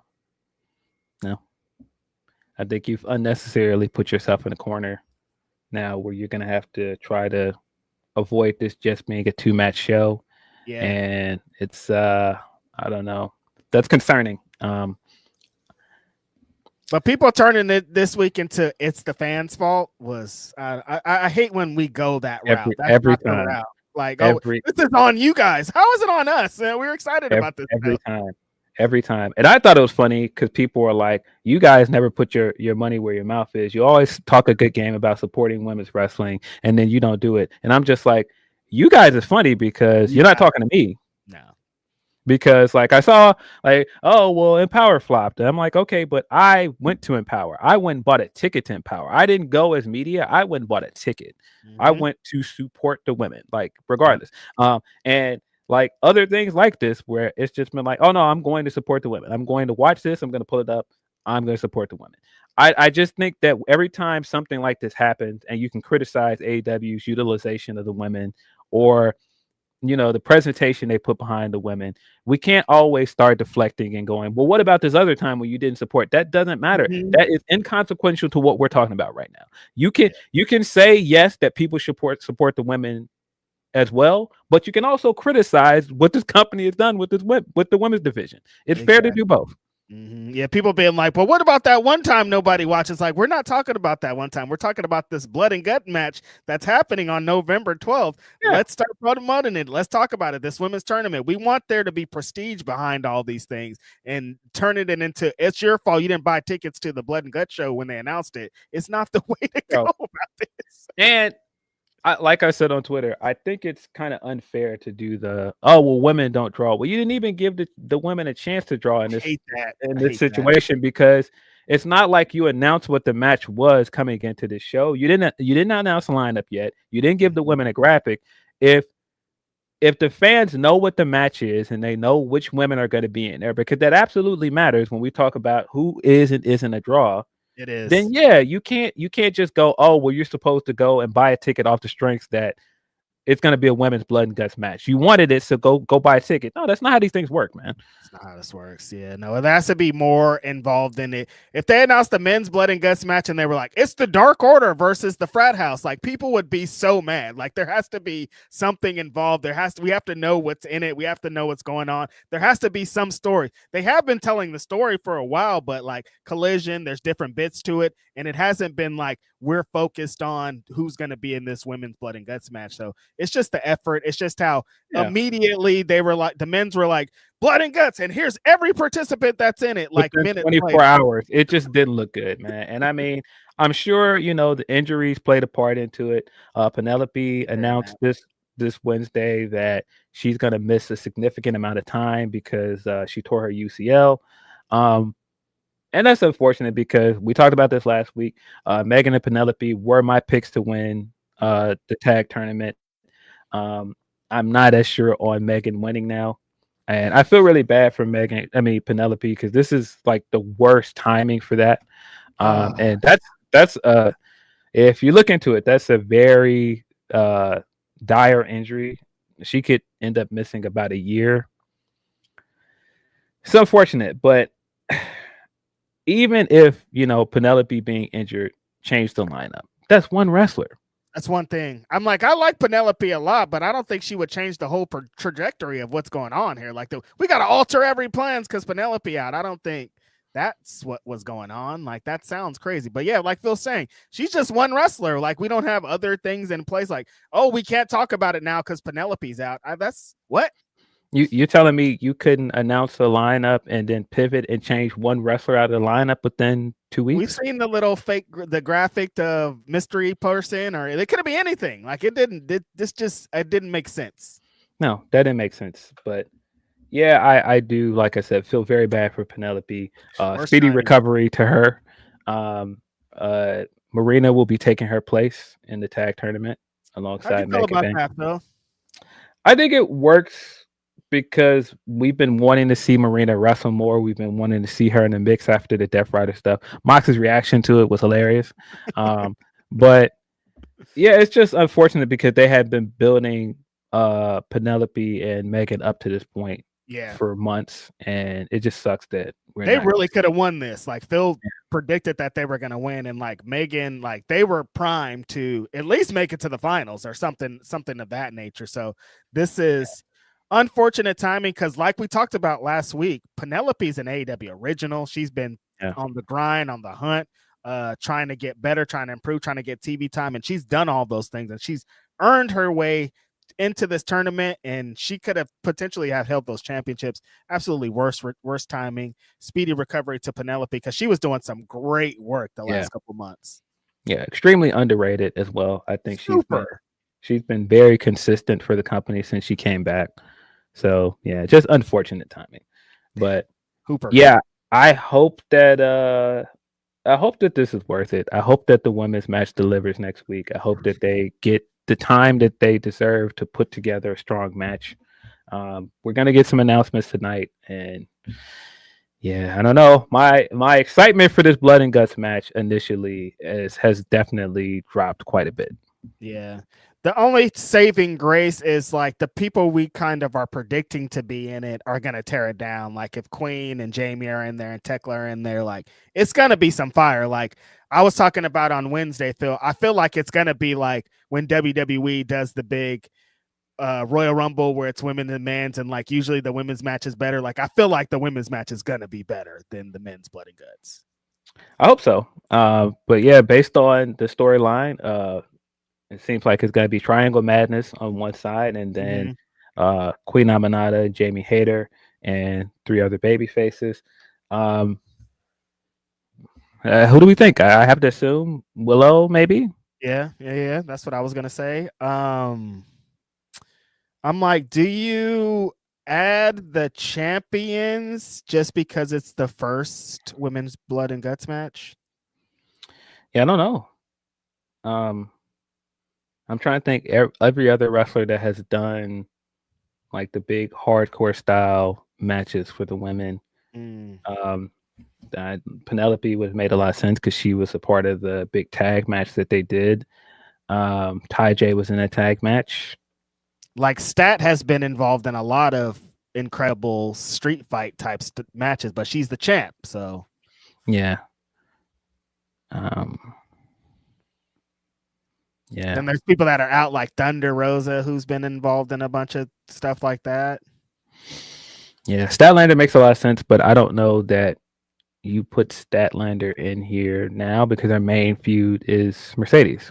That's what I'm saying. Maybe you put both of them in on either side just to add some prestige to the first one. It's a stretch, but Yeah. Yeah.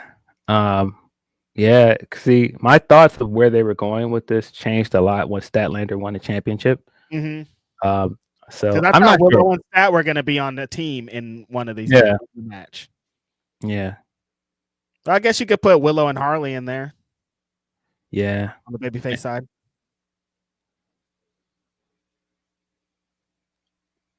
The Dr. Britt Baker. Every time we have something like this, somebody brings her up. So I'm like, I might as well do it now. What if Britt Baker's there?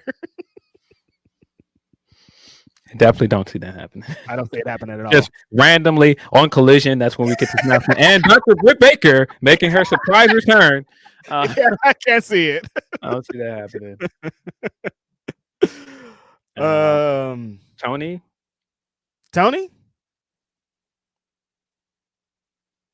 Because you got to have somebody like that, a Tony or Mercedes, like somebody in there to be like, and the first match had this person in it. You know what I mean? Like, I think it's going to be monumental for everybody, but like, somebody like that. Yeah. I am going to guess. It's probably going to be Queen Amanada, Willow, Jamie Hayter, Statlander, Tony Storm. That's my guess for the women's babyface team. I don't know. For the heel team, Triangle of Madness, Megan Bain, I would assume. Yeah. And would have been Penelope, but now Penelope's out. Megan Bain? I mean, not Megan Bain, but Marina? Who's on the other side, you said? I said team of Willow. She has a thing with Willow, so yeah, that could work. Yeah. They got some unfinished business with Marina. Okay. Yeah. Maybe Marina on the other team. But we'll see. We're gonna get announcements tonight. I just pretty disappointed with the build for this so far, especially after there was so much excitement, and then we finally got the challenge. I thought like, oh, we're off to the races, and then we got halted for weeks. And everybody was still excited. Like we've been talking about it since the announcement. We've been waiting for the announcement. So it's not like any interest died down. Like if anything, it was growing as the days were going on. And we didn't even have the participants. So like just say the participants. We're getting them tonight. We'll see how it goes. Like I said, there's a week and some days till the show. And we're gonna have to show up as women's wrestling fans. They say that's the only way. Don't complain unless you support all the time. Which this is your fault, Phil. You didn't put your money where your mouth is. Listen, I didn't see you supporting this random indie match over here. So, like, what are we talking about, bro? Like, why y'all people got to put stuff on people? What if it's just like not working out on the company, or they're slow up to do something? Like, there's many factors to this. I think it's fair to criticize on this one. Like, it is, and I mean, I don't think people are asking for a lot for the last 3 weeks to get some kind of build for this match, and we didn't really get any. And I don't think that that's a crazy criticism to say that they could have done more to promote and book this match for the past few weeks. And I hear y'all people, because it is like that. Sometimes AEW just gets criticized for every little bit, but like sometimes they should actually be criticized, and this is one of the times. Yes. That's it. Not saying this is a bad company. It's dumb that everybody's dead. No, dude, just like, get better. It's not that hard. No. Of course, nobody is like, oh, this is the end. Like, I will never support anything else they do. But it's fair to criticize sometimes. It's okay. And we have like wrestling fans have PTSD. We saw what WWE did with Evolution 2 and how they kind of like, we don't want them to do this and be like, see, you guys didn't show up. This is why we never do things. Like, you got to give us an opportunity to fucking show up. Yeah, I understand fans that it feels like there's so many other podcasts and so many other outlets constantly dumping on AEW, Definitely. even when it's good. And so I get people that are defensive, but I do feel like sometimes the fan base has gotten too defensive. On everything. I'm like, 99% of what I said was good, but you found the 1% to come bury me. So This one part, nah. Why you always complaining? Tired of why you. you said that then though? They be saying that to Denise. You guys are always complaining. I'm like, oh, this show is nothing but praise. What do you mean? I don't understand. Yeah, it's a I'm a shill on one point, and then the other point I talk too much shit. So I don't know. What do you want from me? it's an interesting place to be in because we're seeing a lot of AEW coverage disappear at certain outlets, and it's tough, man. I do think that some of this is you got to support the coverage or it's going to go away.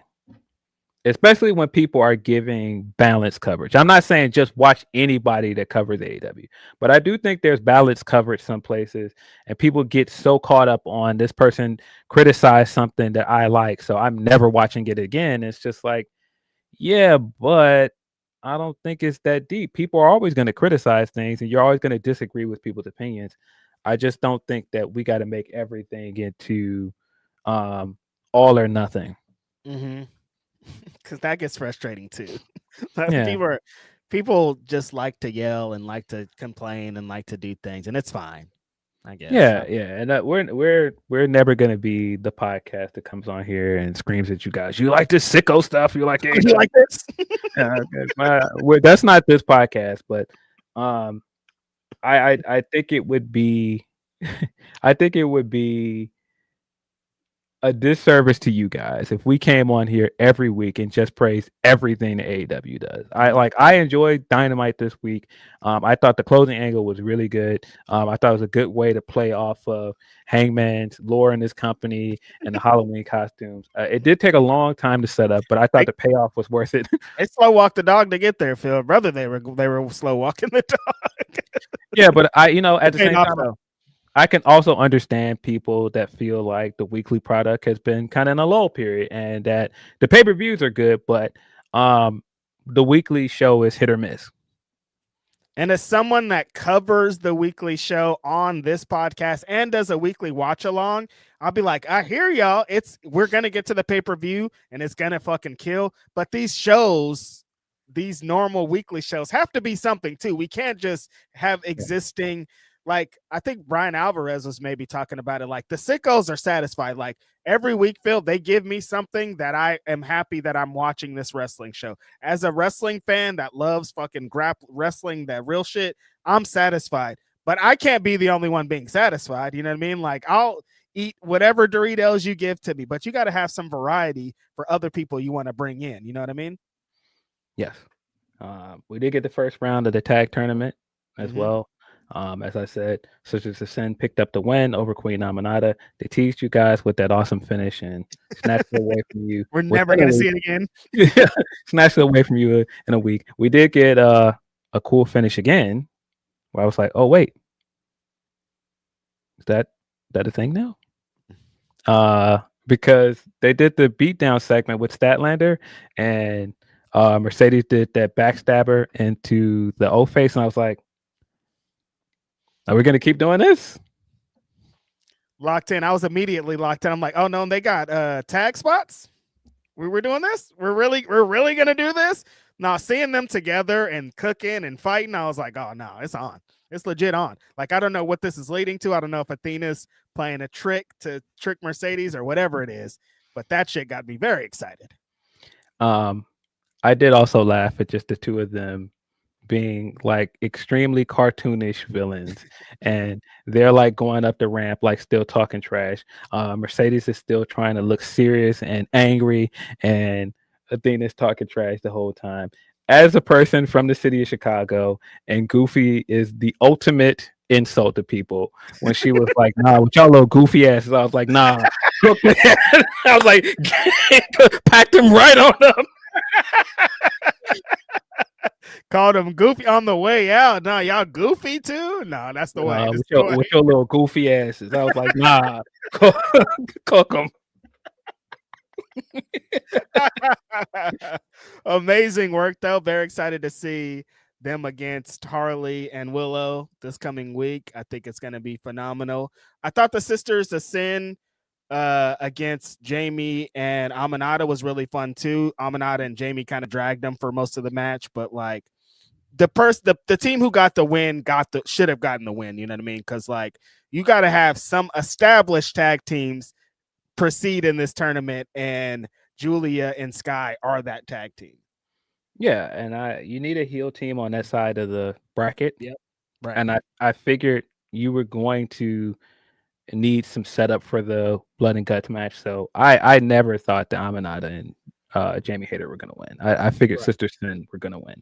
And I think that that's the right call if you're going to go an established team. And also, like I said, you need a heel team on that other side, because I do kind of think that Willow and Harley are going to win their first round matchup. Yep. Which is, great for them. Like I want the squad to do it, but like that's not what this tournament is about. And the reason I would like Willow and Harley to win is because I like this idea that if anybody in this company has kind of had Mercedes and Athena's number, it's been Willow. Oh, true. And so I would like Willow to pick up the win here, and maybe that'll set up a one-on-one match with Mercedes down the road for the TBS title. I don't know. But yeah, my pick to win that match is Willow and Harley. I wouldn't be surprised either if now that, things have changed a bit in the tournament, you're going to push Athena and Mercedes for it. But Mercedes does have a lot going on. She does have a big CMLL match coming up. She's got a world title match coming up at Full Gear. She's got a lot on her books, man. Booked and busy.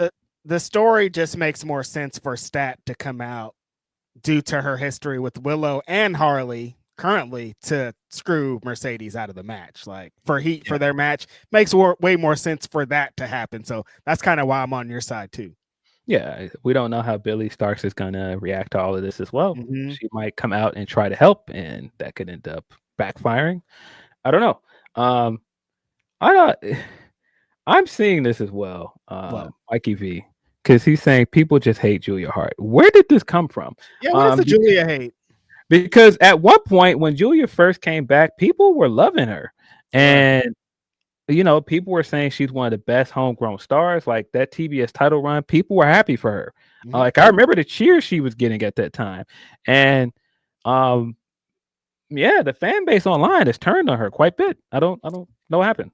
Yeah, it kind of trips me out as I see that pretty often. I'm like, wait, there was a time like she was the future of this. This was all hers. I don't know when that switch happened. Like there was an injury at some point. She came back and people were, I don't want to say soured on her, but something happened. But she's done nothing but work hard and try to improve on being a wrestler and a character. So I'm very confused as to why it's happening. And I'm excited about her and Sky in this tournament. Like if they pulled out the unthinkable and a miracle and won these belts, like that shit would be dope. Yeah, I don't really get it. I don't think she's like this amazing in-ring worker. No. But I don't really get the hate. I don't know. And a long way for her and Sky to go, but like when they get there, it's going to be amazing. So that's what I don't really understand. I mean, I think of the two, Sky is better. I think Sky routinely has better matches. Definitely. But I don't really get the Julia hate. I also see where people are very hard on the women sometimes too. It just kind of feels like, oh, well, the women don't get a whole bunch of time. And so if somebody like Julia comes on and have a match that's just average, it's like, oh, you're giving us this average Julia match when we could be getting like, Deanna or Willow. Why aren't they on TV? And you keep putting Julia. It's like, but that's not Julia's fault. Like it's not. Yeah, I do. That is a critique I see often. This person could have been in the match instead, or why is blah blah blah not on TV? And it's like, I mean, that doesn't mean that Julia and Sky don't need reps though, because other people also need reps. Like everybody needs reps. Yeah, I mean, I continue to say they should put Deanna on TV for sure, but definitely, some of this, and it seems like sometimes people kind of coddle the women as well on the other side, where because they don't get a ton of opportunities, then people over defend them, and Yeah, I don't think either really helps the conversation because you got one side they're like, oh, they're a great wrestler, and then the other side, no, they're horrible. They're the worst I've ever seen. And Take them sometimes off it's my somewhere. TV. Yeah, sometimes it's somewhere in the middle. I don't think we need to be so extreme with the critiques. Like, I think for where Julia is at, I think people expected her to progress more. But again, I don't think she's terrible. I don't think so either.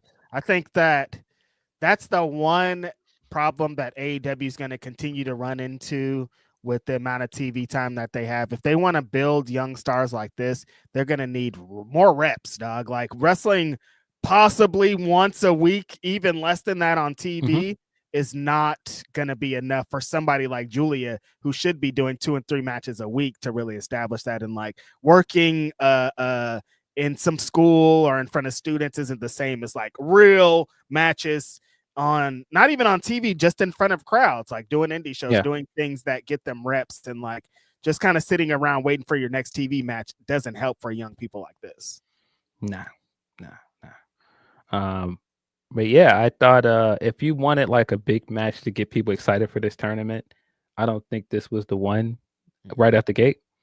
Like I think this advanced the story for Blood and Guts, but I would have rather something like, oh man, this was like this big thing to really sell people on women's tag team wrestling. Like, what's next in this tournament after watching that match? And I didn't feel like that. Yeah, like if I'm being completely honest, I don't know if this match, if you were one of those detractors that feels like we don't need women's tag team titles, I don't think this match changed your mind.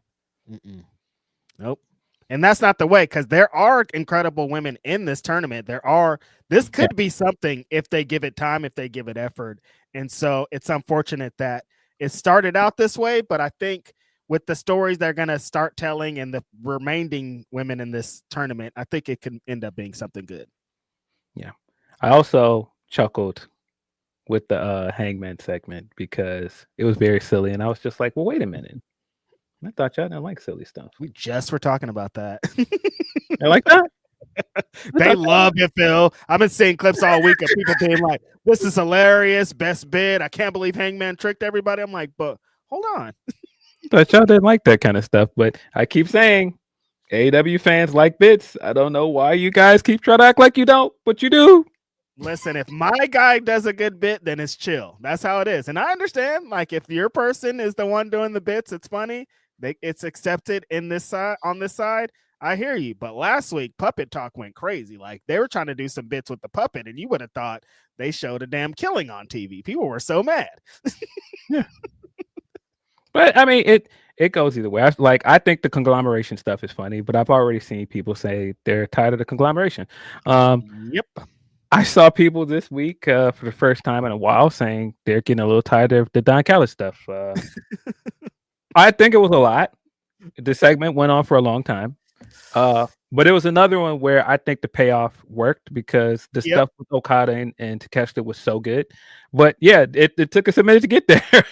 Slow walk the dog as hell. Maybe could have cut like 5 off the little when Kyle just started rambling about being loyal to Don or whatever, and they just started. It was like, wait, I didn't understand what was going on at first, and then it was like, oh, when they got to it, and Okada comes around and gets into Takeshita's face, and that shit was heat. But like getting there, it took some time. Yeah. This was my percentage went down this week after seeing this because I've been thinking all this time might happen at World's End. I'm not as sure anymore. Could end up happening at Fool's Gear. So yeah, I don't know if they're gonna make it. I don't know if they're gonna make it to World's End. They might run that thing next month or this month. Now it's the first. Holy shit. Could end up at Fool's Gear, which that's hot. Yeah, look, man, I'm happy we're getting the match, but I'd be a little bit more excited if I was going to be in the building for the match. But Full Gear has the historically they always have like one company defining match or like one of the best matches of the year. Like Full Gear always seems to have that, and that could be it. So that's exciting. Yeah. I thought the segment ended up working out in the long run because at one point when they were just sitting in the tables and talking, I was like, okay, where are we going with this? I like the Don Callis family too, Phil. And I'm like, this is too much, you guys. Yeah. I was like, We're doing a painting again. Yeah. It's starting to get to old CJ levels of we're doing this again. Yeah. But the stuff with Takeshi Okada was very good. Okada acting like he was gonna come in and shake his hand, flipping him a big bird in his face, and then laughing in his face afterwards with a big smile. Very funny. Great bit. And the mostly Latino crowd being like, we love Hechicero, like we don't care about none of this shit. Great. I loved it. No Andrade in the painting, as some people pointing out. No Wardlow in the painting. Yeah. I mean, they're not here. Why would they be in the painting? But yikes. Andrade is he's been online. He's been still trying to stay hopeful. Hopefully that guy can work again soon. I think what they're doing to him is ridiculous. But it's what it is. That tweet he put out saying, I answer work calls more than I answer family calls. I'm like, this guy. Ultimate I can't troll. believe this guy. Ultimate troll. What a guy. Funniest guy of all time. I just want to see him work, man. It seems like he's excited. Man. It seems like his energy's up. Like, put this guy somewhere. Get this guy back on our TVs, man. Like, come on, man. What a guy. Doing bits, brother. Yeah, I mean the main event of Dynamite, I came away from it thinking what I've been saying for weeks, like, hey, this Bobby Lashley guy, we gotta get this guy in some singles matches. We gotta get him in the world title picture because man, just some of those interactions in that match where he was just going crazy. The stuff with him and Hook that people seemingly got worked by, which was funny.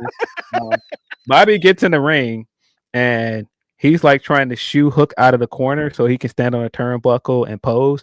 And Hook is just standing there. He wouldn't move. So then he goes to the other turnbuckle and he does it. Like Ricochet gets out the way, he runs out of the way, and then he does it. And so during the match, he's beating down on Hook, and Hook is like trying to like go and jump at him and Joe. And like right in the camera, Lashley goes, calm down. And he throws him over the rope. And then he looks right in the camera and says, sorry, Taz. And people were like, man, he was really mad at him. And I'm like, but wait a minute. Dude. I don't think Bobby would have said sorry, Taz, and stuff like that in the camera and did like a wink and nod if this was not like. Come on, dude. He's doing the bit. Yeah, it's not. When people, I'm like, wait, people are seriously taking this thing. No, it's just a funny thing in the match. Because Hook's wrestling character is that like he needs to calm down. Sometimes he's just too riled up, like he's going all over the place. His wrestling style is kind of that. Bobby Lashley in character saying, calm down, dude. You trying to win this match or stop so I can beat your ass. Not like calm down, whatever thing that the people put on it. So funny. Yeah, I thought those exchanges with him and Hook were funny. I thought Lashley overall in this match, but buddy, Ricochet, bro. I'm telling you. Ricochet is just unreal, man. Like I'm telling you. That little sequence where he comes in and he does the big dive, he does the Sasuke special, and then comes back in and does the big shooting star press. I'm like, bro, I cannot believe they had this guy over there on speed and like what are we doing with like this guy is so good, man. You guys keep arguing with my friend on the internet when he says it, but it's the truest statement. This is a generational star. When he starts cooking, Phil, and it looks like he's doing it with ease, he's not breaking a sweat. He flips over here, then he flips over there, then he flips off the top rope, and then he just gets up and takes a crazy bump off of it. You guys don't understand because he makes it look so easy. None of that shit is easy. And like, there are people in the business right now that you like that studied this guy's tapes. Like there are a bunch of Ricochet's children just existing in the world. And there's a reason for that because this guy can instantly lock into that. He be going at half speed. Most of the time people have seen Ricochet on TV is him going half speed.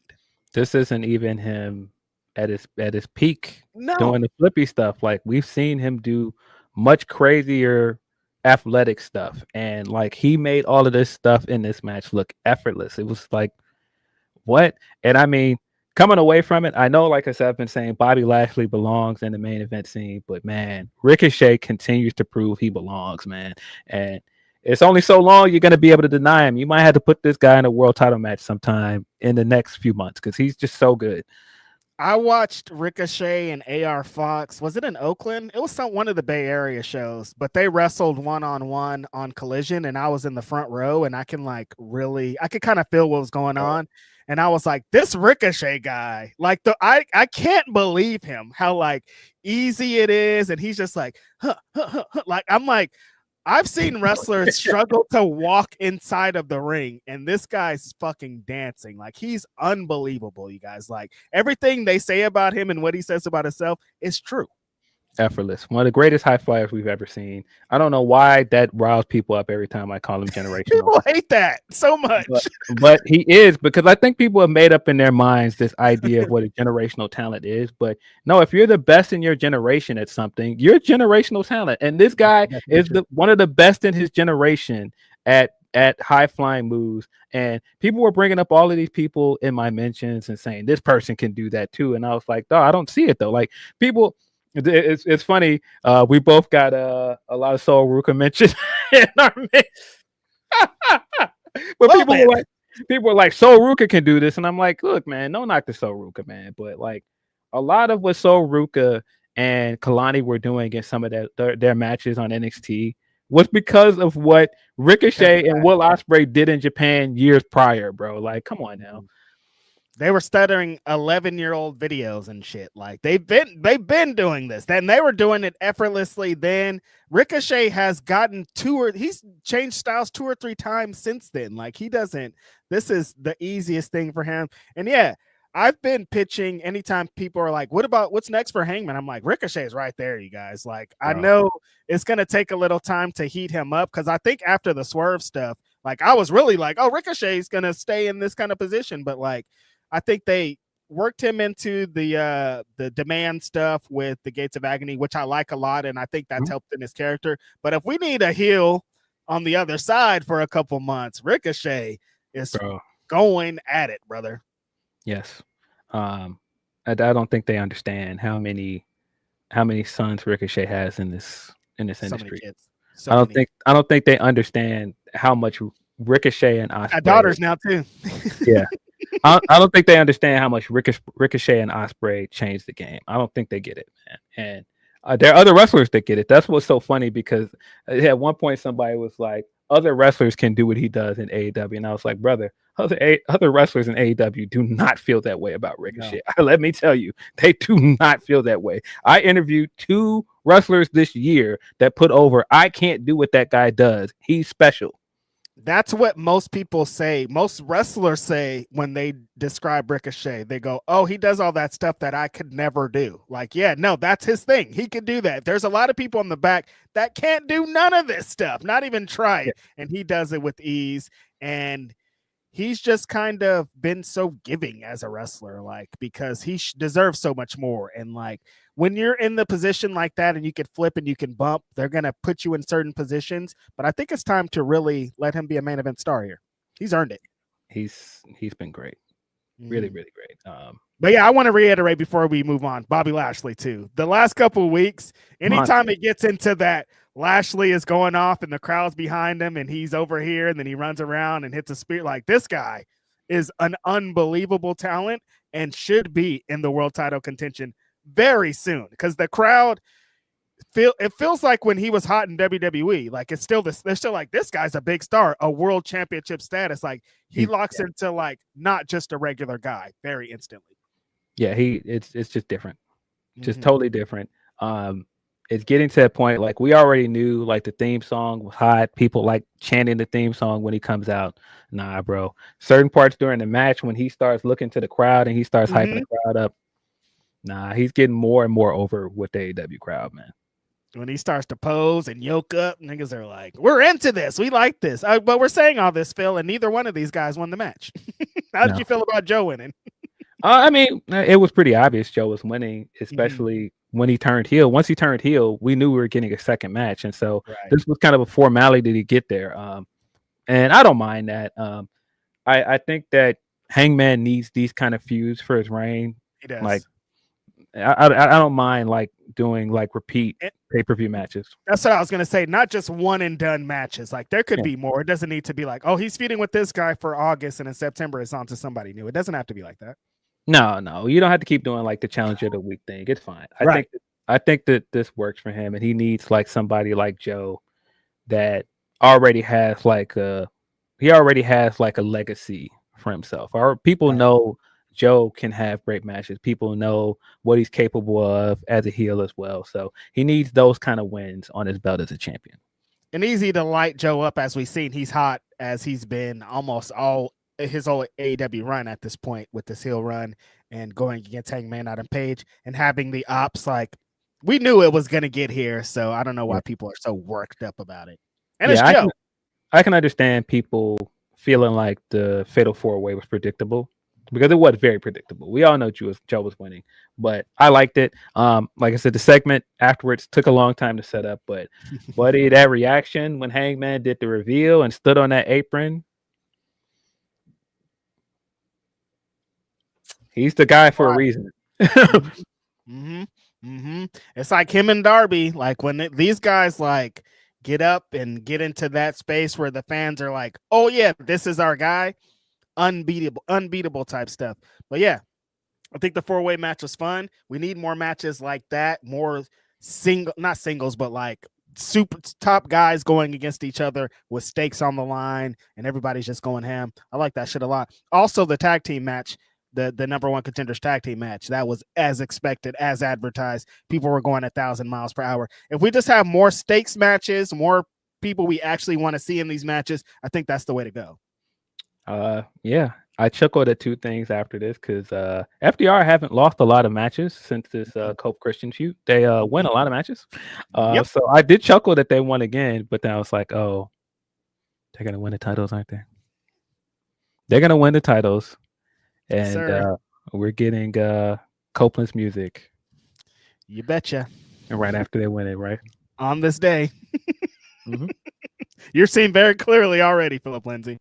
Yeah, I'm like, damn, bro, Dito. Nice run, you guys. Nice knowing you. I think FDR is going to win here, guys. And I don't even think that's the wrong move. I think that that's a good way to get some heat on FDR, but also, I don't know, man. This is leading to Cope Christian match, and we're putting them belts on Cope Christian. No, I don't necessarily need that. With what we've been getting for the last 2 or 3 months, I don't want that at all. It seems like the division is hot as it's been in a while. All these teams, these 4 teams that we've seen here are cooking, and if they muddy it up, it's going to be very unfortunate. Yeah, but no, the match was very good. Jack Perry turning back into Jack Perry, man. It's been a lot of fun to watch. This guy's been in his bag. We had a boy Jack Perry fucked up for a long time. I don't know. He was stuck in that scapegoat shit. Just being old Jungle Jack again is. This guy's working, brother. I got a little concerned. I saw him come back out with that mask on. I was like, no, we don't need that. Take that backstage. We don't need that. But he kept wrestling like him. So I was like, all right, cool. We're good. But because I thought they could win the match for a minute there, and no, they kind of pulled the wool over everybody's eyes. So yeah, Jack Perry is back though, very back. Yeah, very fun match. I do think that we're heading to Christian Cope versus FDR very soon. That was fun. That was fun. It just like I like Cope a lot, but the energy feels different when he's like around, you know? Yeah. I mean, big star. Huge star. Massive star, but and look, I know that this is why they came. Well, why he came to AEW is because he wanted to have a tag run with Christian. Right. And on the surface, I don't think it's a bad idea to put the belts on them because they're stars, but what does that do for the tag division? I don't know. Especially the tag division has started bubbling up again and it had gotten interesting again. We'll see. I think that there's some good matchups for Christian and Cope as champions that you could do, but like you could still do the Young Bucks match that you haven't done yet with them. Got to do it.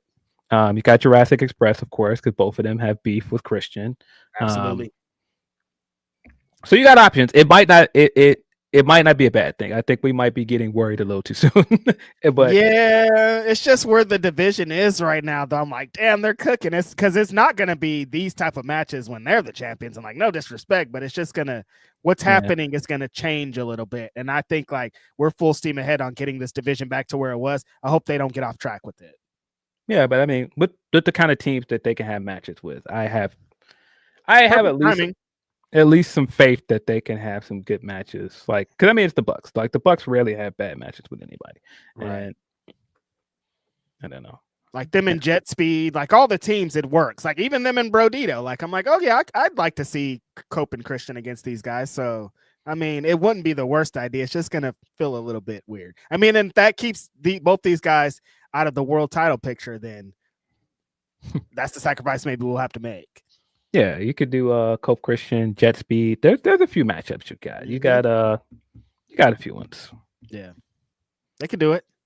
Shout out to the guys. They're looming though, for sure, Phil. They're looming. Private Party was in the news because a year ago on Fright Night Dynamite, Private Party won the championship. They've been missing in action since they lost the belts to Hurt Syndicate. We got their report via Fightful Select that they've been, of course, in the gym based on those pictures that we saw. I don't think we needed a report to know that. They've been definitely in the gym. But the report was talking about how Hurt Syndicate has really advised them on their career and they've really pushed them to get in better shape. And they're still with the company as of now.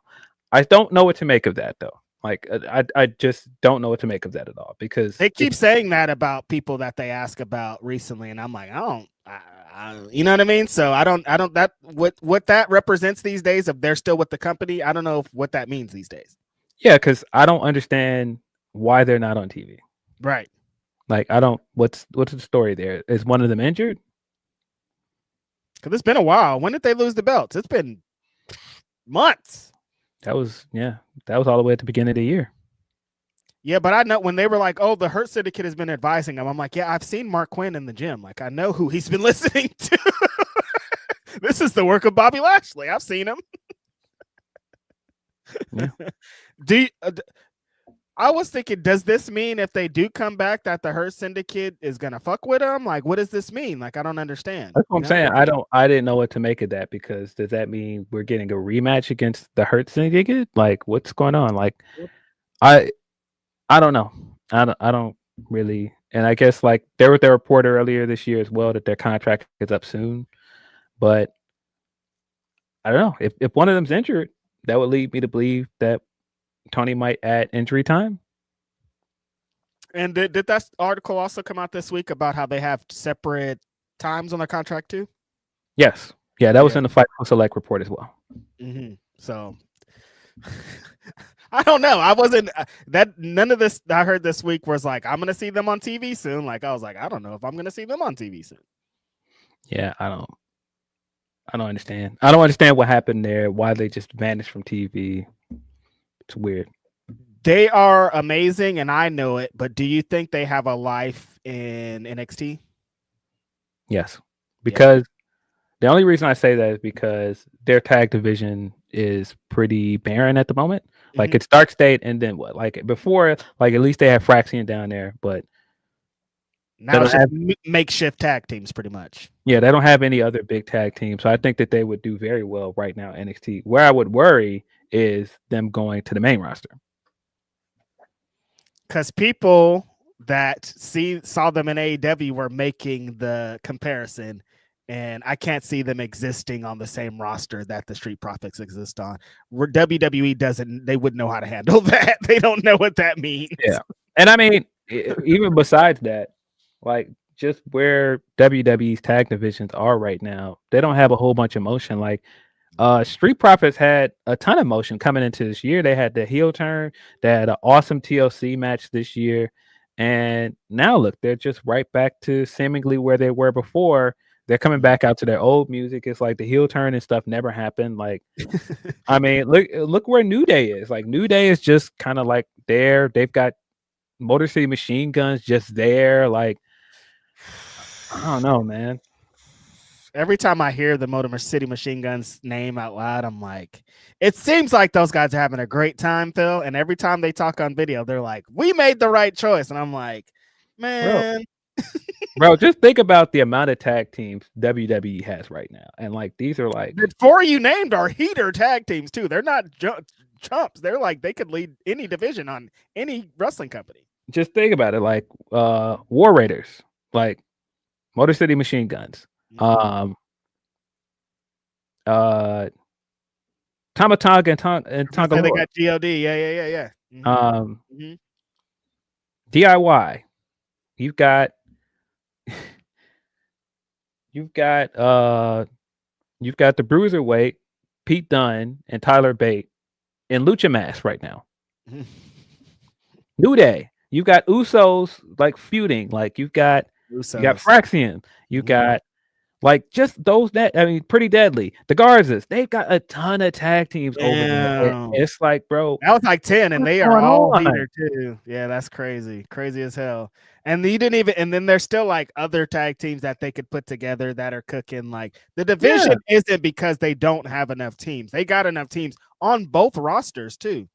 Yeah, bro, you're going with AJ Styles, Dragon Lee as champions on Raw, and you've got so many other tag teams. Like I don't understand. That's before when Judgment Day were champions for like 500 days and defended them like twice. It's like I don't really what's happening here. Yeah. I mean, I love seeing AJ Styles on TV. I was like, oh, AJ Styles and Dragon Lee, that's a thing. That's cool. But like, Yeah. I mean, at this very moment, the most utilized tag team is probably Charlotte Alexa. Like I had to think. I was trying to blank just a second, trying to think who is the SmackDown tag team champions, but it's the Wyatts. All right. Yeah, it's the Wyatts. But I mean, look, shout out to Charlotte and Alexa. I thought they had a great match. Main event of Raw this week was really good. But man, Bayley, Lyra's a hooper, bro. Like. Lyra is one of those people. I didn't put together that list for Bleach Report. There's Eric Beeston. But Lyra is one of those people when I glanced over the list, I was like, wait, where's Lyra? Lyra's what, 29, 28? Mm-hmm. And she should be on this list. If she makes the cut, she definitely should be on this list. Yeah, Lyra's been hooping this year. I think she's had an incredible year. Yeah, super talented. In all the positions that she was put in this year, she definitely is a top under 30 for sure. Yeah. Send us in your super chats. That's the best way to get your chat read on this podcast. You can also send us a Humper Chat, humperchats.com/Fightful. Yes, sir. We're going to get into a few of these super chats and move forward. Ben Sifner says, you guys just don't understand. Dominic is the embodiment of sports entertainment. I would call it cinema. Charisma like a bird, like Big Bird. Jeez. Yeah. They keep telling me every time I'm like, okay, I'm going to look into it. Let me see this Dom stuff. Every time I look into it, everybody's like, the wrestling doesn't matter. And I'm like, all right, you guys. He's getting great reactions. Like, there's no denying that. The reactions he's getting in Mexico are insane, but it's always like, he doesn't need to wrestle. And I'm like, you guys are saying all the things to get me out of here. But he doesn't need that. He's better than that. He doesn't need to do Canadian Destroys. I'm like, he does it, but he needs to do something. Yeah. Appreciate that, Ben. Busby says, oh, yeah, that WrestleMania poster is a slow launch for the main events. Night 1, Roman Brock. Night 2, Cody versus Punk. Stop. They're staring across from each other, Phil. Well, first of all, if Roman and Brock are on this card, they're not putting them on night 1. No. That's going to be night 2. But God, please, I hope not. I don't want that. You think they're gonna hold off the Punk win until Mania? Because he's gonna win the World Championship. Is Mania when he's gonna win it? The thing that makes me feel confident that he's not winning tonight is the fact that the report is that Elimination Chamber is in Chicago. Oh, true. Mm-hmm. And you've got the chance to have him win the Elimination Chamber match in Chicago, head into WrestleMania, and possibly challenge Cody. I think that's the move. I think continuing to keep him as a chaser going into next year feels like the move. I forgot about that story coming about Elimination Chamber. Yeah, that does lend to that. It's going to be in Chicago. You know what that's going to entail. So yeah, I hear that. The only way I don't see that is if he's champion and he's going and defending the belt at Elimination Chamber. Yeah, that could also be a thing. Which could also be the case. I don't know. And I mean, Chicago with a strap. People have seen CM Punk as a world champion before. That's a big deal for Chicago. Yeah. Appreciate that, Busby. Chris Spire says, "What happened to AJ Lee?" It's funny because I was just watching this movie called Sacramento with Michael Cera, and I'm just like watching, going along. In walks AJ Lee in the movie. AJ Lee's there being beautiful, having fun and good time. Like, oh, that's where she was, not on the wrestling show. But I thought that she was a full-time wrestler again, Phil. I guess that's not the case. I never believed that. I always figured she was going to work basically a part-time schedule. So I assume she'll be back by the end of the year. They're teeing up the Becky AJ match. She has a win over Becky at this point, so I assume we're getting to that one-on-one match at some point. And of course, she's probably going to be in the Women's Royal Rumble.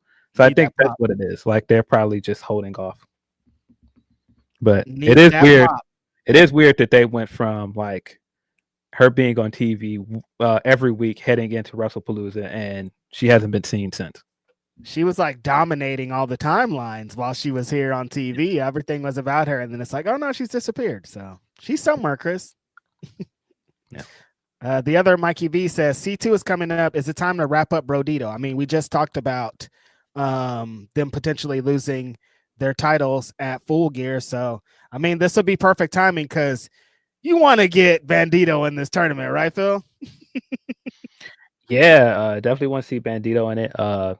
Domi Bishop Khan has been campaigning on Twitter to get in this tournament. Definitely would like to see that. Big fan of that. I'd like to see Brody King back in too. Should do it. So yeah, this might be the time to wrap it up. Honestly, yeah. Yeah, put Bowens in this tournament as well. I've been saying this since last year. Put Anthony Bowens in the C2. Bowens has been fighting for it too for a while. So yeah, there's a couple of guys because like I like Jet Speed, but like Speedball in there possibly is. Yeah, definitely. You know, you see me? The C2 is going to be hard this year. Yeah. Yeah. A lot of people in our chat are saying that AJ is on a book tour. Oh, yeah. Yeah. Good for her. She has the comic out, right? Is this the comic? No, I think this is the other book. Like she's got, because she has her own book that she wrote. I think she has a book. Yeah. The autobiography. Shout out to her. Thanks, Mikey V. Glizzy God says, given it's almost the end of the year, what's y'all's match of the years? For me, it's Bandito versus Mascara Dorada, #1. New Big L record is pretty solid. Chinga la migra, always. There's Bandito versus Mascara tonight, part 2 on the show. Match of the year. Busted Open earlier, I was saying that Swerve and Ospreay versus Bucks are still super high up there because that all-in match was fucking nuts. Man, might be Bandito Takeshita from Ring of Honor. Fuck. That was fire. During All In weekend. We were at that show. That was man. It might be that one for me. Ooh, that one. Ospreay Hangman was also really good. Double or Nothing. That could be my #1 also. That match is incredible. With the result, when it went into that one's pretty high up there. Yeah. Bandito and fucking Hechicero too. Like he has a couple of them that are like, what the fuck? What happened? Yeah, their last one from Ring of Honor. He's got a few Ring of Honor World Championship matches this year that are just amazing. Yeah, I'm trying to think any other matches. It's crazy. At one point, we were all kind of in agreement that it was Gabe Kenny Omega from Wrestle Dynasty, which that's still high up for me. I think that's one of the best matches this year. Definitely. Takeshita got a couple of them. Now that you mentioned that, huh? Yeah, I think at least one of those Takeshita Zack matches is high up there for me as well. They cooked more than once. In the tournament, the G1 finals also was really good. Oh, the triple threat match. Takeshita, Dorada, and is it Okada? Yeah. That shit. I just saw clips of that again, and I was like, "Oh yeah, that match was crazy." Yeah. Yeah, Hollywood ending was this year. That's right. That Revolution. That's right. From that show too. I put Osprey and Kyle in the cage up there, being for that live. That shit. Yeah, that's really good. Mm-hmm. That's too many matches to choose from. A lot of really good so many. A couple of those I forgot were this year. It's been so long. Yeah. Like Kenny and Gabe Kidd feels like 5 years ago. Yeah, no, like I was really trying to think like, yeah, that was this year. That was this year. Wow. Kenny came back this year. That's nuts. Oh my God. The Kenny triple threat as well. Wasn't that Revolution as well? Mm-hmm. Yep. There's a lot. Like if I go through the Young Bucks resume, there's like 2 or 3 other ones that I'm like could be my match of the year, honestly. Yeah, it's too many matches. And I listened to some of the Big L record, Glizzy God. I liked a lot of it. It felt like an old school feel. Putting 2 dead rappers on a song together is, I think, where my line is. That's it. That's all. There's a Mac Miller and Big L record, and I'm like, you guys, we gotta hold on a minute. That's just too much for my brain to comprehend. So, but yeah, definitely check out the Big L record. The Nas verse on there is very exceptional. They got the freestyle with Hove on there. Good stuff. Yeah, Keith. That was this year. Kenny and Gabe was in January. This year, dog. Yeah. Tony Mercedes, like Dexter saying. Yeah, that was also great match this year as well. That's what I'm saying. It's too many. I feel like by the end of the year, when we usually do like a year-end wrap-up, I'll probably have my match of the year, but I'm gonna have to think about it. Oh, Mercedes and Athena was this year too. That shit was crazy. Oh my god, bro! That same show, Takeshita versus Osprey. Oh, that match was crazy. Nah, it's too many this year. Yeah. Appreciate that, Glizzy. And then the homie Mike M says, all the moment in the tag division going to crash and burn soon as you hear, you think you know me. I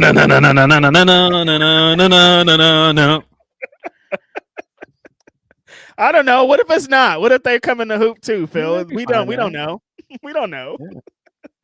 We know. You're right, Mike. That's exactly what's gonna happen. Appreciate that, homie. That's all of our super chats. Appreciate all y'all. Y'all are dope. Yeah, thank you guys. Get into on this day.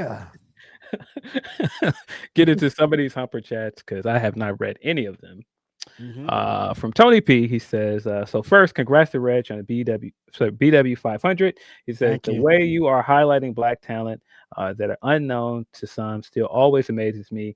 There are some I remember people never hearing of before, like Maya and Darius Carter, now getting the shine they earned. Yeah, I mean, that's like I said, that's what the list is about, is the people that aren't known, the 450s, the 320s, the 281s. Like those are the ones that you really need to focus on. Maya's very huge in my list making. She's shown her progress throughout this. Darius Carter, same thing. Like it's about those people. When people are yelling at, what about Bianca Belair? What about so? I'm like, the fact that you're mentioning those names and you know them to me is exactly why I don't care about them. Get out of my face. You're mentioning fucking wrestlers that are on TV. They're on TV. They don't need this. I just put them on there to appease you little people. So you do know that Sol Rook is black? Because I saw a lot of people like, you don't even know Sol Rook is black. Yeah, go back to the 2024 list and maybe the 2023 list when people were yelling at me in my mentions for putting a white woman on there. Very aware. Very aware. Very aware. Yeah. Very aware. Yeah, the BW500 is out. It's on the interwebs. You can see it. This is like year 5, right? Now this is 7th edition. Wow. Yeah, I can't believe it. Yeah, every year I feel like there is like the usual stuff that comes with list making. Of course, I don't care how hard you work on a list. I don't care how tedious you are. Somebody's going to come. But what about this person? It's just inevitable.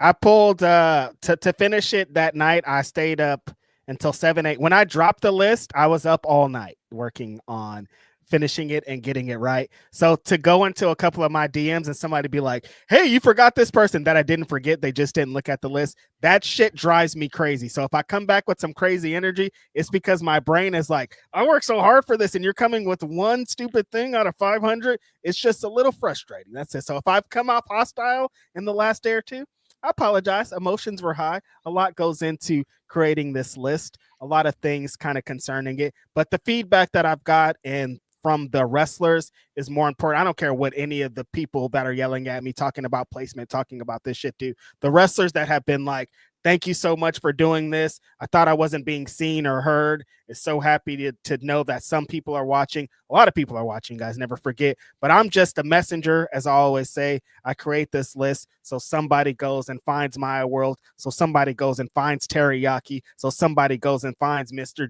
Danger. So somebody goes and finds Mia Friday. So somebody goes and finds Boar. So somebody goes and finds Brick Savage. Like there's all these wrestlers that are there just existing in the world that need to be seen and need to be heard. And people are talking about some fucking Sol Ruka. She's on TV, you guys. I mean, you know, it's just that's what it's gonna be. People are gonna do that every time. But Mercedes #1. Are you surprised? No, not at all. No one's surprised here. That was she's been marked #1 for like 6 months at this point. I was just like, is somebody going to take her place? And nobody even came close. Like I was saying earlier on Busted Open, and shout out again to my homegirl, Denise, Tommy Dreamer, all the people at Busted Open Radio. The thing that she had one of her best in-ring careers ever, Phil. Like this year, the work that she did, like I said, against Athena, Stat, Tony, like she got hitter. She got some of the best matches we ever seen. Persephone, like she's been all over the world winning championships. But what's been more important than what's in ring is the thing that she's done for the business. She's went and wrestled people that had no business being in the fucking ring with Mercedes Moné, a big TV star, and she's put their promotions on the map. She's given most of the people great matches where they get a lot of stuff and they come out of it feeling like a big star. And she of course takes their championship, but it's like being a part of that. And then what we hear of these women after they have the match with Mercedes, I feel is more important than the match. They're like, I can't believe this moment changed my life. Having the opportunity to get somebody like Mercedes is nothing I've ever dreamed of. What the promotions are saying about houses being up and talk and everything surrounding it. It was legit hard to put anybody over her as #1. Yeah. The argument that I have a hard time getting past every time, because even now when people are like, is Mercedes Woman of the Year? Mm-hmm. And every time I think about this, I'm like, if there was any male wrestler at the moment that was holding 12 belts, this wouldn't even be a debate. Not even you wouldn't even be able to say a word out of your mouth if a dude was holding 12 belts. They would force you to make him #1. The goalposts have been moved at every moment for Mercedes. Everything that she does, somebody's like, but what about this? And it's like, I don't know, what about not that? And like, she's done it with class. She's done it with grace. She's been funny throughout it. Like, it's just impossible to do that, put anybody over that. And like you're saying, Phil, the women's 250 is coming up in the PWI, and it's like her and Tony are going to be fighting blow for blow for that #1 spot at this point. Yeah, I know a lot of people are saying it's really between Mercedes and EO, and that's fair. I think EO has had big moments this year. She's had some incredible matches this year. EO might win that. You're right. Saya Kamatani should be in the mix as well. Great year as well. But like I said, if this was a male wrestler and they held all of these belts, have wrestled all over the world, has had an impact on multiple promotions in 1 year, I don't think it would be much of a debate. A black woman too, Phil. Like historically, this doesn't happen at any promotion at any time. This isn't a thing for even a black male wrestler. There's never been a black male wrestler that's held 12 championships and been active while doing it and still being offered other things. And then beyond that, like I said, you're like, okay, I don't care about any of that. She created blah blah blah. When the bell rings, her matches are some of the best matches of the night. She does a different match with different opponents in every spot. Like, it's Mercedes is Mercedes. She's the greatest American women's wrestler of all time to me. So what do you want? Yes. Just looking at like the top 10, I don't think, and I've been saying this since earlier this year. I believe that was Desperate for a Designer watching him cook. I'm like, bro, Lee Moriarty is quietly having an amazing year. And I don't think that he's getting enough coverage. I don't think enough people are talking about just how great this pure title run has been. The confidence that Lee has recently, because he's been at a couple of West Coast pro shows, and I'm like, oh, I see why your career has been amazing this year, and I see why your matches have like, he's gotten to that place. I've known Lee for a couple of years, the place that he's always wanted to be, the place that he was like, I want to become this wrestler, I want to do this stuff, I want to do this. He's been doing that as the ROH Pure Champion. The matches he's been having have been incredible. Like I said, his confidence and charisma are at an all-time high. He's working like he wants to be the best ROH Pure Champion ever, and one of the most underrated wrestlers in the world at this moment. So I hear you. Yeah, of course, every time one of these big lists happen outside of like the main list, we see Darius Carter high on these lists. Every time. One of the highest ranked independent wrestlers on this list, one of the highest ranked independent wrestlers, I believe, on Black Wrestling's list, and even on the PWI, he's ranked pretty high. And it's wild to think about, like, he's still not signed to a big company. Like, for as much as people seem to be dialed in with him and as much recognition as he's getting at this point, it's crazy that he still hasn't been signed. An old school, real, actual heat getting heel that doesn't want to be cool, doesn't want to be a cool heel, doesn't want cheers, legit only wants booze and tries it in an old school way. Like, I've shit on this promotion on this podcast. One of the most famous clips in the world from this podcast is me saying this company was going to be in hell. But I don't understand, if you're pitching old school, you're pitching traditional, you're pitching these things, and NWA, he's not running NWA at this point. Him holding that NWA World Heavyweight Championship, the 10 pounds of gold, and going old school through these territories is money to be written. I don't even understand why it's not happening. And I'm going to continue to say it every single year. What are y'all doing? Yeah, I don't really get it either. He was, of course, ranked number 13 on the BW500, but yeah, I don't get it. I don't get why nobody has invested heavily in this guy. And I keep wanting to think like maybe it's just an internet thing, but like when you look at like Ashe, and he's Ashe champion, and just like how other wrestlers talk about him, it's just crazy that he's not signed anywhere.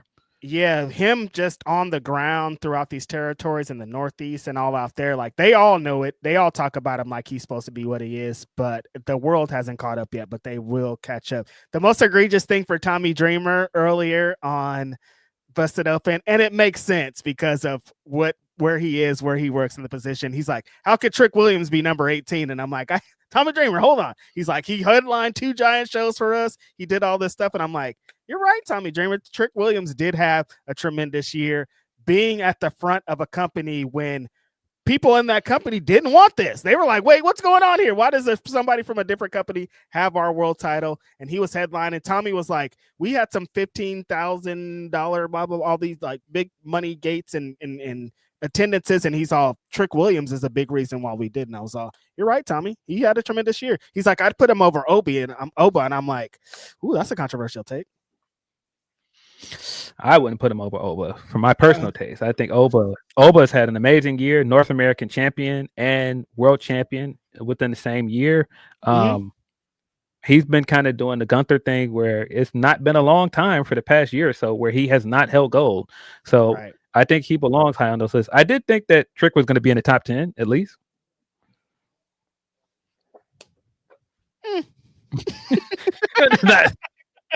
No, I did think it's gonna be at least in the top 10 just for like the year he's had. Like, but yeah, Oba to me, Oba's. There's a reason why a lot of people are hyping Oba up to be the guy to come to the main roster, and everything should be his because like like the presentation around this guy, the way he looks, man. He should be the next big thing, man. Like I don't think it should be an argument. What I was saying about Oba is it's not a black thing. Like I'll make a blacklist, but I see white people, I see Latino, like I see everybody being like, no, Oba's the next one up. It's not just like the black fans being like, we got another guy, we need him. No, it's like universal. Everybody's like, you can't miss with this guy. He has it all. Every time he has a match and he does some big feat of strength, like the internet's like, this guy's the future of the business. So it's like, it's known, it's universal. Like we were saying before, he's going to be one of the biggest tests on the main roster. Cause like, if you screw Oba up there, there's no hope with Dope. Like nobody can make it. Yeah. He's undeniable. I think like he should be undeniable at least. Right. But yeah, now that is funny. Tommy being like, no, but what about Trick? Which I'm with you. I'm like, you're TNA, of course you would be on that side. That's what it is. If you're new here, people are like, what about what's the criteria? What's all this? Well, how do you make this? I'd like to reiterate, it's completely different than the PWI 500. When the PWI 500 is put together, they're looking at accolades, they're looking at who headlined WrestleMania, they're looking like who had the biggest gates, who had the most money, who was the world champion. I'm looking at who can fucking hoop, and in the future, who's going to be the best hooper, and what's this fucking business going to be about? I told Tommy, he's like, how could you put Trick there? I'm like, I put him 18 because I don't care about any of that shit. I don't care that I'm super happy that he had big gates. I'm super happy that he was at the front of your company. But when the bell ding, ding, ding rings, who can fucking go? That, you know me, I like spots. I like wrestling. I like spot food. I do it a certain way. This is like personal preference, me watching wrestlers for a complete year, seeing how they progressed in whatever companies that they're in, seeing how many companies they're involved in, seeing what their social media is like, seeing what kind of people they are, because I talk to a lot of these wrestlers, seeing just it encompasses so much more, but really it's down to who can fucking go and who's gonna be the future when it's really down to it. Because like, there's 500 people on here, and not all 500 of them are going to make it. Not all 500 of them are the best wrestlers you've ever seen. Not all 500 of them are the ones, but there are many of the ones scattered throughout this 500, and somebody that's 499 could eventually be number one on this list. Like number 500, I felt good about doing because like what this kid is doing. BDE, this he used to be a streamer. He used to be a wrestling vlogger, that guy. And now he's like a champion in Pro Wrestling Revolver. And he really got serious about his wrestling in ring and becoming a pro wrestler. And now he's actually doing it. Like this list is made for people like him. This list is made because of the contribution that he's made to the industry.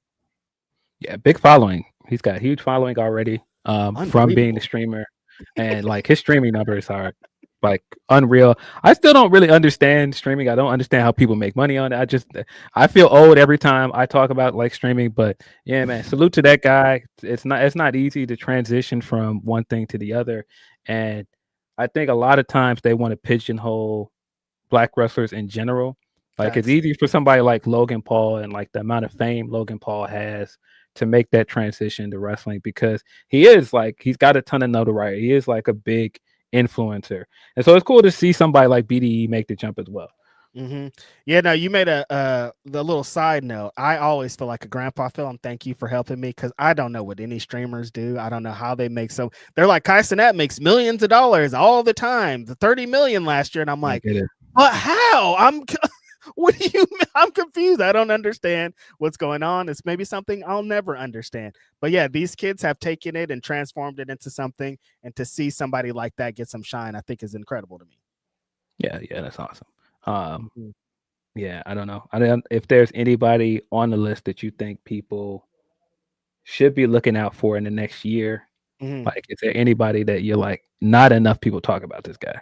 Yeah, I think my favorite unsigned women's wrestler right now is Maya World. We talked about her a little bit on this pod. I think the work that Maya is doing is incredible. I think the future of this business is all hers. Tonight, I guess I could start my plug. The West Coast Pro 7th anniversary show is happening in San Francisco. We're going to be streaming live for free. I'm going to be on the call, you guys, so definitely tune in to listen to this. But tonight, Maya World, that person that I mentioned, has a one-on-one match against my previous This Is All Hers business, Willow Nightingale. And there's a reason that this match is happening, and there's a reason, because these people's careers are going to start to run parallel. And a lot of what I saw Willow the first time is what I see in Maya. She's so comfortable in the ring. She's so charismatic. She feels like a veteran here, and she's super new at this. All of her matches have been almost either match of the night or one of the matches of the night every single time she's been at West Coast Pro for a full fucking year. Every time she comes in, it's like Maya's going to come in and cook, and she's so humble and chill when she's not in the ring. Like, this business is hers. I mentioned earlier the homies Teriyaki and Mr. Danger. We need to start having a conversation about wrestling coaches and wrestling trainers, and AR Fox is almost at the top of that list. The guys that came out of AR Fox's school are unbelievable. Some of them are already world champions, but Teriyaki and Mr. Danger currently just give me the most excitement. Like, Mr. Danger does death matches in GCW and around the country, and you'll see him in barbed wire and light tubes. And, you know, there's not a lot of black wrestlers. Shout out to Hoodfoot, Mo Atlas, shout out to AJ Gray, shout out to Billy Dixon. There's only a couple of them that kind of exist in the death match space, and Mr. Danger's there. But not only is he's in that space, he's fucking nuts. He watched his like Sabu and RVD tapes, and this guy will fly from somewhere and doesn't have a care in the world. And Teriyaki's just a young, cocky, excited young kid, innovative, doing all these crazy things. Both trained out of Atlanta, both trained out of AR Fox. Tremendous guys you need to look forward to. Yeah. I was happy to see Callie Armstrong on the list. I've been saying I think Callie Armstrong is going to be like, I think she's going to be great. I think she's got a bright future. A lot of people were talking up her match with Kendall Gray from Evolve. Kendall Gray is another one that people are like, Kendall Gray is going to be like huge for WWE. Callie Armstrong was fresh in my brain because you, my friend, are always like, hey, Callie Armstrong. I was like, oh, yeah, I got to put Callie Armstrong in there. Phil Stays mentioning her. Now, she's like, the way that they were talking about Bianca and the way that they had her trajectory going, like, she might be even greater at the point that she is right now. Like, Bianca, it took some time to kind of get to that. I get wrestling. I'm into this. I'm all this. Like, Callie's already like doing it at a high level, and people are praising that match. Like, she's awesome. Yeah. Let check out the rest of this real quick. Shout out a couple other people before we move on. The homie Manny Lowe, tremendous talent out of, he wrestles a lot in Deadlock Pro. I think he's a young kid who kind of understands this stuff really early, and he's going to bring the fight to a lot of people. Stephen Wolf, a guy out of Texas, New Texas Pro. He worked for a long time. This guy, he has veteran instincts. Phenomenal. He just understands wrestling on a different level already. Carries himself like a champion, and when he holds the world championship, it means a lot to him. Darius Lockhart, we talked a little bit about Ashe. He's finally back, like, officially as a wrestler. But I think what he's doing with Ashe is so much more important, giving a platform to black wrestlers, black artists, black everything, and doing it completely different than all the other wrestling companies. You really feel like the culture, the spirit, what the BW500 represents, like Ashe is doing it, and Darius Lockhart is a huge reason why that's going on. You guys can check out the rest of the list. It's online. It's on the internet. My Octobers are that they have been for the last couple of years. It feels great to have a place, and when I put this list out, it moves, it makes noise, and it does something. That's all it was for. I want to continue to reiterate that I'm just the messenger. It's not about Righteous Reg. My name is on it because I fucking make it, and I want my goddamn credit. But this is all about the pro wrestlers on this list, all about the people beyond the top 100, beyond even the top 200. This is about the 300s, the 400s, the 500s, the people that you're going to see leading this business into the future. Go check them out. Don't worry so much about people who have already been world champions. I think that's it. Yeah, man. A ton of great wrestlers on here.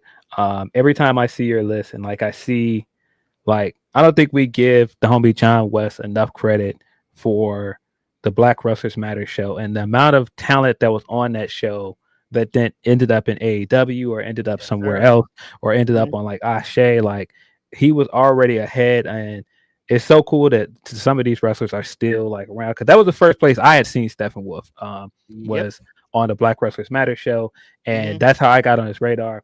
Like you said, phenomenal, has a great look. Like he's another one of those guys. I'm surprised nobody has snatched him up yet. Unbelievable.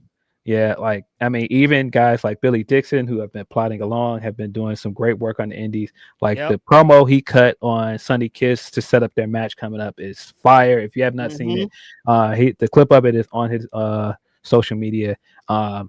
Underrated talker. He's retiring this year. Like, he's on his John Cena run right now.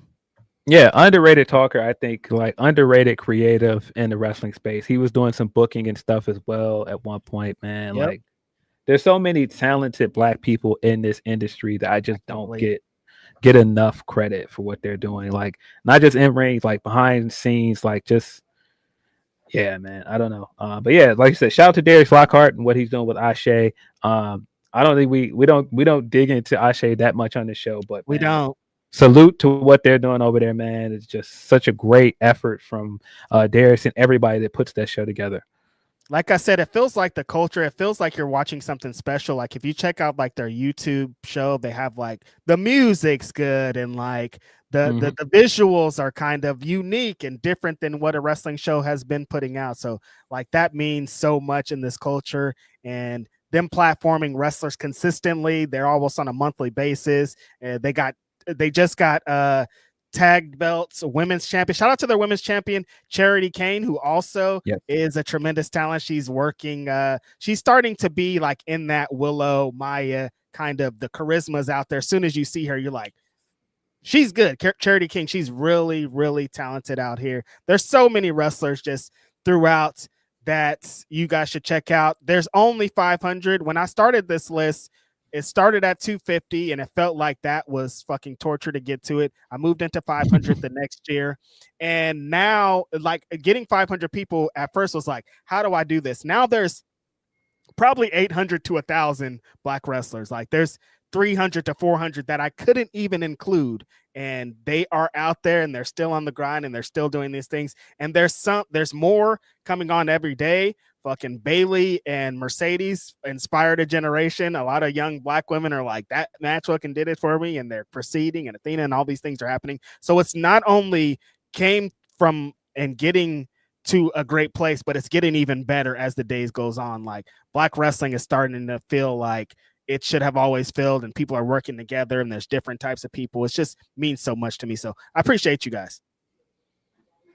Yeah. Kind of get into some more of these Humper chats. If you have not sent in your Humper chat, probably last call for Humper chats, humperchats.com/Fightful. You can also still send us your super chats as well.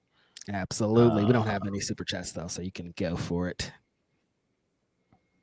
From Tony P says, Aston Music, the freak out of no hip hop on the Billboard. The freak out on no hip hop on the Billboard Top 40 feels like the oversaturation of an assembly line planet vibe rappers finally took its toll. I also feel the Drake / Beef sparked a hunger for lyricists that the industry didn't expect. Yeah, there's so much good music. Like, I haven't thought about any of this like Billboard talk, like, because none of that really matters to me. Like, I mean, yeah, that's great if people are charting and people are making money, but I mean, that doesn't change my enjoyment in music. And we've got so many really great albums this year. That's exactly what I'm saying. All my favorite albums this year, they weren't going to be on the billboards regardless of what this battle did or whatever's happening. Like, that doesn't affect anything in that. And so that's kind of why I was like, maybe this might be good. Like, people might stop making music just to get on the fucking charts, and that shit's bullshit microwave music. Maybe people are like, charts don't matter. We're gonna get real and start doing that, and then the charts will matter when it stops being cookie cutter, when it stops being that. So I'm not worried about it. Like Phil said, some of the best albums in a long time have came out this year. I'm still playing that Saba. Saba put out a new one too. Have you heard it? No, I haven't. I didn't know he put out a new album. It's an EP, I think. It's like 7 songs. It's called Coffee, I think. But I need to play that. There's so many artists. Like every week, Phil and I come in here and like, what about this dope album? So like the Billboard shit doesn't have us worried at all. Yeah, no, I've funny enough, I've been listening to Alfredo a lot. But also Freddie dropped an album last year that I still listen to quite a bit. I was unaware until I turned it on the other day and they took the "This Is Your Anniversary" joint off there, and I was like, wait, how's that not on anymore? Sample clearances, those sons of bitches. Yeah, I was like, dang, man. But no, I still listen to a ton of Freddie Gibbs. Like, we got a JID album this year. We got so much music this year where like, I don't know. People were on the Joe Budden podcast net because they were like, Chance should win best rap album and not Kendrick, and they're like, why are you going against Kendrick all of a sudden? It's like, I don't know. I mean, I don't know like, that why I is agree. Kendrick's album still involved? Didn't that shit come out like it came out Last year. November of last year? Like, why are we talking about it this year? I think it's still eligible for It rap is. album of the year. But I think the Clips are gonna win. Like, Me too. I don't see anything beating the Clips. I feel like if this was hot off of Kendrick, like Kendrick's still super hot. Like it is that, but I feel like the moment and what it encapsulated for the Clips is gonna be theirs this year. Just the way that other people are talking about it, like, I don't know, man. People are constantly talking about it outside of like the culture. Like, nah, dog. It's one of those albums that I feel like it's kind of transcended hip hop this year. It's considered not just one of the best hip hop albums this year, one of the best albums this year. And that's why I just don't see it not winning best rap album. I mean, it's still there for me when I was sitting watching them perform at the Vatican. I'm like, nah. The Vatican with the Disney logo in the corner. I'm like, oh no, this is it. I don't think anybody can top this. And every time that you say outside of the culture, I immediately think of Cash Wheeler when he when he fired back at Jake Hager, and you could see that he was listening to the clips while it was happening. Nah, the idea of him typing that up and he's got Mike Tyson blow to the face playing, that sounds hilarious. He's like, yeah, I'm really about to fuck him up, and he did. Yeah, I did not see this, Jose. Jose said, did you guys see the clip of the curtain falling on Kendrick? I did not see that. Huh? I didn't see this either. Didn't see that. That Ghostbusters Kendrick mashup that was everywhere. That was fucking hilarious. And it sounded fire, right? Yeah, these people and their the internets and whoever thought of that with their brain, kudos. Like, why? But it was great. It was great. I was shocked that the video still worked with the mashup as well. Like, all of the Cali dudes like dance in the background. I was like, why did it still fit with the music? Like at the beginning, it didn't work. At the beginning, when like Kendrick gets walking across at on the top of that store and he's like dancing, I was like, wait, why did it still work? Bro hit the pause to do the gunshot and then it cut back into it and it was still popping. I was like, hold on, man. Hold on. I don't know whose brain was like, let me put Kendrick over this Ghostbuster, but it worked. I mean, it fits with the idea of it, man. Ghost Riders, and like at one point, like Bay Area, Ghost Ride the Whip was a big thing. That's a fact. It does work. Yeah, it works on several levels. Tony P also says, speaking of hip hop, Petty of the Week is related to the verses last weekend. CM had some hits, but Cash Money had some hits, but showed you how important Juvie was to their success. However, without Turk and Wayne, we knew they weren't going to beat No Limit, who reminded you how many deep cuts they had. Now, when I saw that clip of Ice Cream Man, I immediately thought, well, first of all, I'm old. Yes. Because I was like, nah, I remember when Mr. Ice Cream Man came out. Like, I remember how all of those, like, I had that Mia X album. I bought like all physical copies of those albums. So now I was like fully entrenched at the time when No Limit took over the world and we were all buying those sparkly foil CD covers. my cousin, shout out to my cousin Demiris, who first of all had the Mr. Ice Cream Man video on VHS. That's how Phil are dating ourselves at this point. And we would watch that VHS all the fucking time. And then he had, just like Phil saying, I would look into the source and be like, damn, that this new No Limit album is coming out. And my cousin would be like, I already got it. And I'm like, what do you mean? Like, I don't know. Do you got the drop on all the No Limit releases? He had everything. I would just like go and look at the CD cases. That's why I like album art and things. It's not the same. Like, you remember being like 11 and going to look at your big cousin's hip hop collection, and it's like all these crazy covers. You look in and you see Gangsta Boo, rest in peace, holding her breastises, and like that changing your life. Life isn't like that anymore, man. No, it's different, man. Those you used to get the Outkast album cover, and then people would take the CD out, put it in their book, in their CD book, and of course you'd be flipping through somebody's CD book, and you just randomly see like naked women. Like, wait, what's this? Hip hop is very crazy times. Yeah, not the same. Nah, I still haven't seen the whole verses. I said I have to watch it, but like. Nah, that clip of Mr. Ice Cream Man, like everybody that was doing the Shaq meme of Mr. Ice Cream Man, I was like, nah, dog, you weren't there, man. I remember when it came out, bro. I remember. That was a culture shift too. Like, it's funny that both these groups and crews run so parallel together. You know, New Orleans and all that stuff, but like. The culture shifted when Ice Cream Man came out. When Make 'Em Say came out, like, and white people were like, Make 'Em Say like the game Cody. was different. Cody, yeah, you know what I mean? Like, it came and really changed the culture. And like when Make 'Em Say on like TRL and shit, like the game is different. The fact that wrestling is still like doing these kind of like album cover style shirts now. And that came from that time period of the No Limit albums and like the mixtapes that people were selling and those kind of album covers. Like, it was a time, man. That time when like the South really hit, man. Like, the South has something to say, as they said. They really did. I thought you were going a different way when you said hip hop and petty of the week. I thought you were going to go with 50 Cent. 50 Cent canceling the BMF show. It's probably one of the pettiest things I've ever seen anybody do. His pettiness knows no bounds at this point. I'm like, damn, even your own shows can get it. Like, it's crazy out here.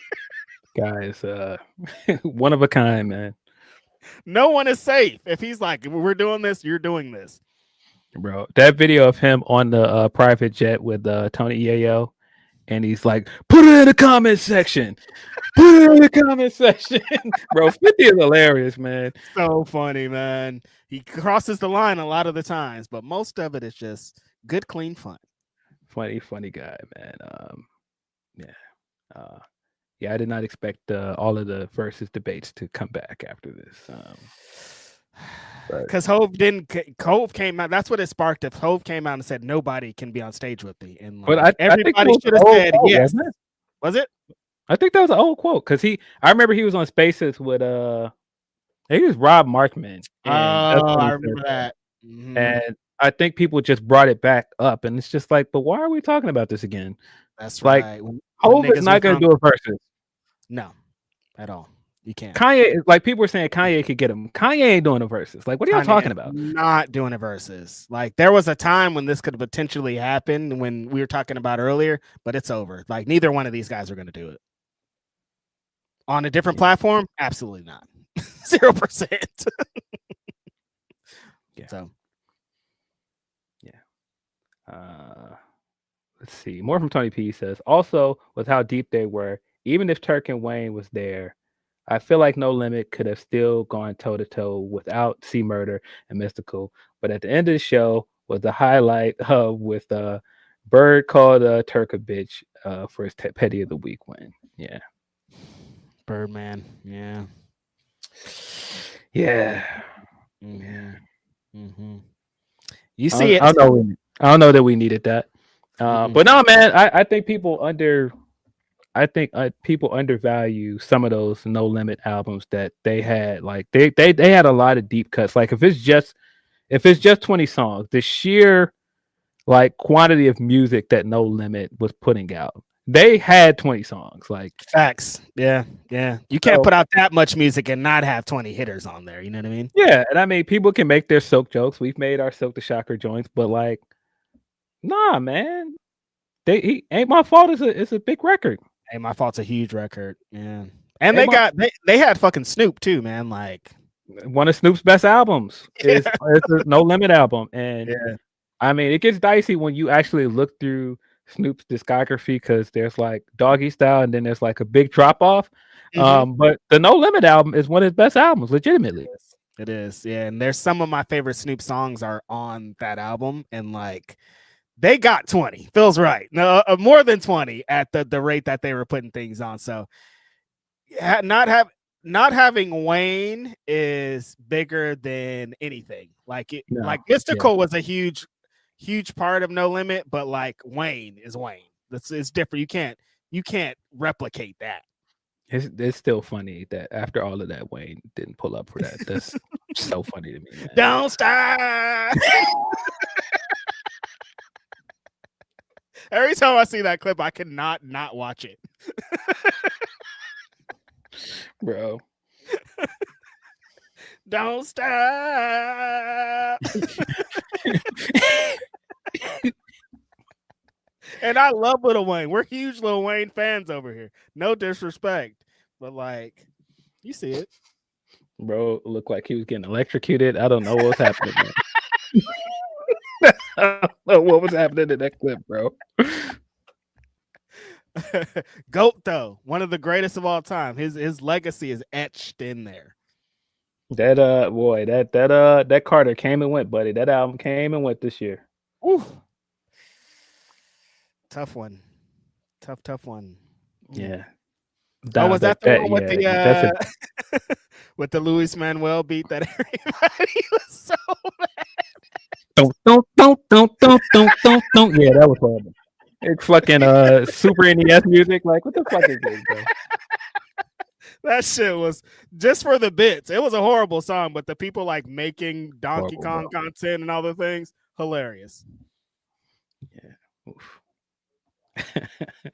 Manuel. Ah, man. Hamilton, man, that's a big star right now, bro. What do you mean? Absolutely. What do you mean? It's rap in Hamilton, ain't it? I've never seen Hamilton, so I don't know. But no, it's hip hop. What do you mean? It's a hip hop musical. I don't know if I ever hated something more. Hamilton? You don't like Hamilton? I just said I don't know if I've ever hated something more. Well, I've never seen it, so I can't. Me neither. The clip that I've seen. How do you hate it then? Because what I have seen of it is Lin-Manuel rapping as George Washington, and no, absolutely not. So this is where we need Will. Will has probably seen Hamilton, and he probably could defend it, but I've never seen it. Why are you putting that on Will? Because I know him and his daughter are big into musicals, so I know he's seen it. No, you're right. He's definitely has seen it. I forgot who his daughter was. He's definitely seen it. There's no way he hasn't seen it. A real showing of it too. Yeah. So he probably could defend the honor of Hamilton. I've never seen it, and I know like for a certain age group, like they listen to the album and everything. Like this one. She be driving my car sometimes, and the Hamilton soundtrack comes up on her playlist. I said, there's only one rule of my car. Always skip Hamilton. Never a day in your life play a song from Hamilton in my car. So that's the one hard rule that I have. No Hamilton. I feel like this is one of those things where I think maybe if you saw it, because this is one of those, well, I'm never going to watch it. But wait, I don't know if you could say you hate it. You've never seen it. Hate it. I feel like my shit is being exploited. Lin-Manuel. I'm glad you were bullied by Immortal Technique in high school, you fucking loser. It's just Lin-Manuel, man. He's a wrestling fan too. He's a W. Okay, well, I'm going too far. I'm sorry. Yeah, quick. Why are you mad at Lin-Manuel? Okay. I don't like that fool. Yeah, I don't know. I'm sure other people. I can't defend that show because I don't. I don't know. I've never seen it. Are there Hamilton fans in our chat? Maybe. I don't know. But I know that's definitely a younger people thing. They like that. I only watch Carmen, the hip hop opera over here. Come on, man. Directed by the legendary can't even get it out because the idea that you brought out, you were like, nah, I ain't fucking with Hamilton. Carmen, though. Look, Beyonce and Mekhi Phife. That's where I'm at, Phil. I couldn't even respond seriously to it because I thought about it for a second. Like, wait a minute. This guy said Carmen. The hip hop opera. The hip opera, as they say. Yeah, directed by the legendary Robert Townsend, one of our all-time greats. But absolutely, yeah, I don't know if that was the one I would jump to. Nah, Carmen get Lin-Manuel up out of here. Get him out. Robert T. Parenthood. Nah, you can't compete with this. Nah, legend, man. I just seen the homie Kevin on stage with this Meteor Man. Yeah, that was dope. Dope costume. More for Tony P says Raw is only worth watching in the second half. Those matches were fun, especially the tag title match. Those ladies were out to prove a damn point. The stuff with Punk/Jay still bores me like Catholic Sunday Mass. Seth is missed. I hope he heals up fine. Listen, I can't say it because people know that I'm a Seth guy, but I did think watching Raw this week, man, this show is very, very much missing the God, man. Like, where's he at? Where's Seth? Seth did say on that show, the sports show, where he said 6 months. Yeah, he was on Good Morning Football. He had his Bears mascot join on, and he had his arm still up in the sling. He says 6 months, and I keep telling you guys, if that guy can be back by WrestleMania, he's going to try. He's gonna try. Because 6 months lands in April, and then this guy's gonna be trying very hard, brother. He's gonna try. He's gonna try, and I hope he does it, man. He should be like to work all year, like you're saying, and not get to it is fucking unfortunate, man. I think Braun versus Seth could be a big marquee match for WrestleMania if Braun is champion by then. Totally, but we'll see. But I agree, Tony. I think the main event of Raw was really the highlight of the show. He says SmackDown was per usual in and out since it is SmackDown. But yeah, those open challenges are its highlight. Will be missed when the chicken shit heel beats Ilya and stops them. So for Saturday night main event, Drew and Jade are winning, right? Because I can see losing.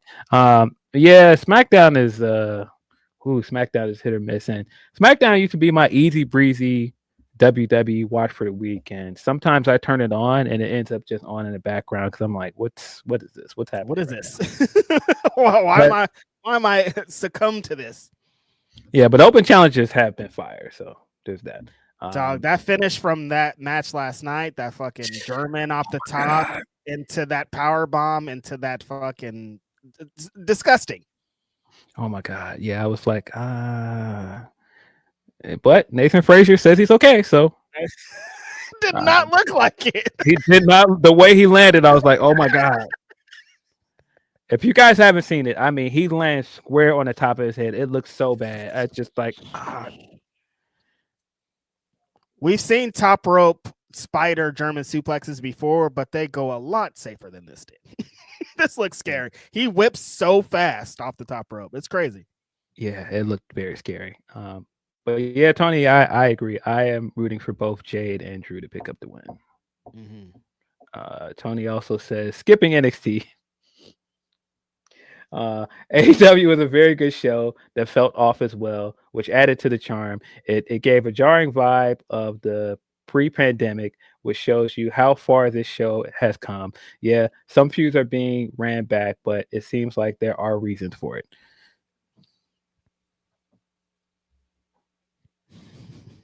Yeah. I saw someone say Nathan Frazier is acting like his mentor, doing like a crazy top rope spot that he probably didn't need to do. He kind of sells like him sometimes too, because it kind of was a Rollins sell also. He wrestles exactly like him. Like it just there's certain things he does, like the big splash he does off the top rope. He very much looks like a young blonde Seth Rollins. Mm-hmm. Interesting how that works. Yeah, no, he's clearly one of the most well-known guys from Seth's school, so that makes sense. Mm-hmm.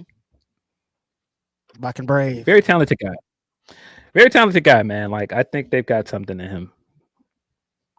I like him a lot. I love his style. It's kind of balls to the wall, 1,000 miles per hour. You never know what you're gonna get. Like, yeah.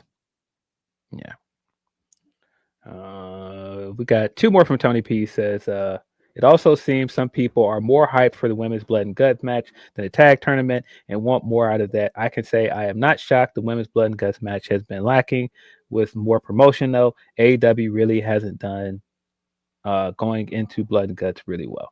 Yeah, I see people say that as well, that okay, they haven't really booked the men's blood and guts match for the last 2 years or so well either. So what'd you expect for the women? I guess I don't know. No. It's like better. That's it. I mean, and I think that's what kind of drives me crazy is like when people talk about it, they think we want this like super elaborate, crazy ass stories. And it's like, no, I just want you to like announce the participants and like, have some story behind why we're getting to where we get into in a timely manner. It's not like we need a 6 months of preparation for this. Yeah, I don't think it would have been that hard to really book this well. Tony also says it does seem like AEW focused on the women's tag and using it to help the blood and guts story. Well, that is all came to my mind for this week. My Heat are fine, but the NBA season is still young, so no verdict on any team yet. With that, have a good week. Now the Heat actually look fun to watch again. The Florida teams are kind of doing the reverse of where they were at last year, where Orlando was more fun to watch. I don't know what's going on with Paolo Banchero. He started the year really slow.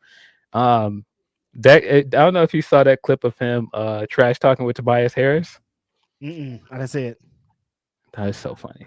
Him and Tobias Harris are jawing back and forth, and at the end of it, Tobias is like, "You a loser, though." And so this is all happening at the free throw line. So Paolo is standing there getting ready to shoot the free throws, and he's jawing back and forth. And Tobias like, "Nah, you a loser, though." And so then he proceeds to miss both free throws. I gotta see this. This sounds insane. He proceeds. You a loser, though. He proceeds to miss both free throws after that. I was like, oh no. Damn.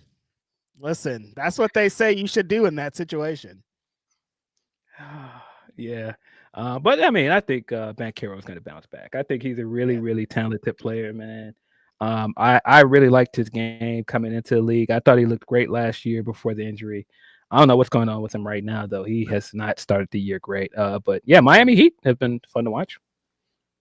They are, and I think they're going to continue to be. I hope that the Magic get off those blocks because last year, like they were contenders, and like they got to get back to that. Yeah. So many people trying to hype up these Lakers. I'm just like, Lakers, Austin Reeves, get this guy. Free throws, bro. That DeRozan press conference afterwards was so funny, bro. Free throws, and he just gets up and walks off. Reeves hit a big game winner. We can't, I mean, man, Reeves is good. I don't want to. I'm not trying to hate on the guy, but he's really trying to ball before the guy comes back, where he takes up all the time and the minutes and the space. He's like, let me get my shit in while I can. A contract year for him, right? Yeah. Mm-hmm. Yeah, I think Reeves is in a contract year, so he hooping, man. I get it, bro. Put up 50 the other day, hit a game winner. He's trying to get a bag. I feel him. Not mad at him at all. Keep doing it out there. You got a lot of eyes on you. Yeah, and Lakers are in a tricky situation. Not Melo. Bron is gonna be out a few games. We don't know when he'll be back. Supposedly gonna be a few weeks because he's got a sciatic nerve, and I don't know how much you guys know about a sciatic nerve. That's like a really debilitating injury, man. I mean, my dad had it, and that keep you off your feet. You're not gonna be just like up practicing and doing the rest of the stuff. This is like you're gonna be like laid up. Like he's not doing his regular training regimen where he's waking up and doing no, he's laying down trying to heal that thing for real. That's like such an old nigga injury too. I was like, damn, LeBron already. But I mean, if your body's been through what his body's been through, you're gonna start running into stuff like this. I think we're heading to the end, man. I know some people don't want to see it, but I think we're heading towards the end. I don't. This is the last year of his Lakers contract. I don't know why you would offer him another contract at this point, especially right now with how the team is kind of coming together without him. You've got Luka. Luka is the future of that team, bro.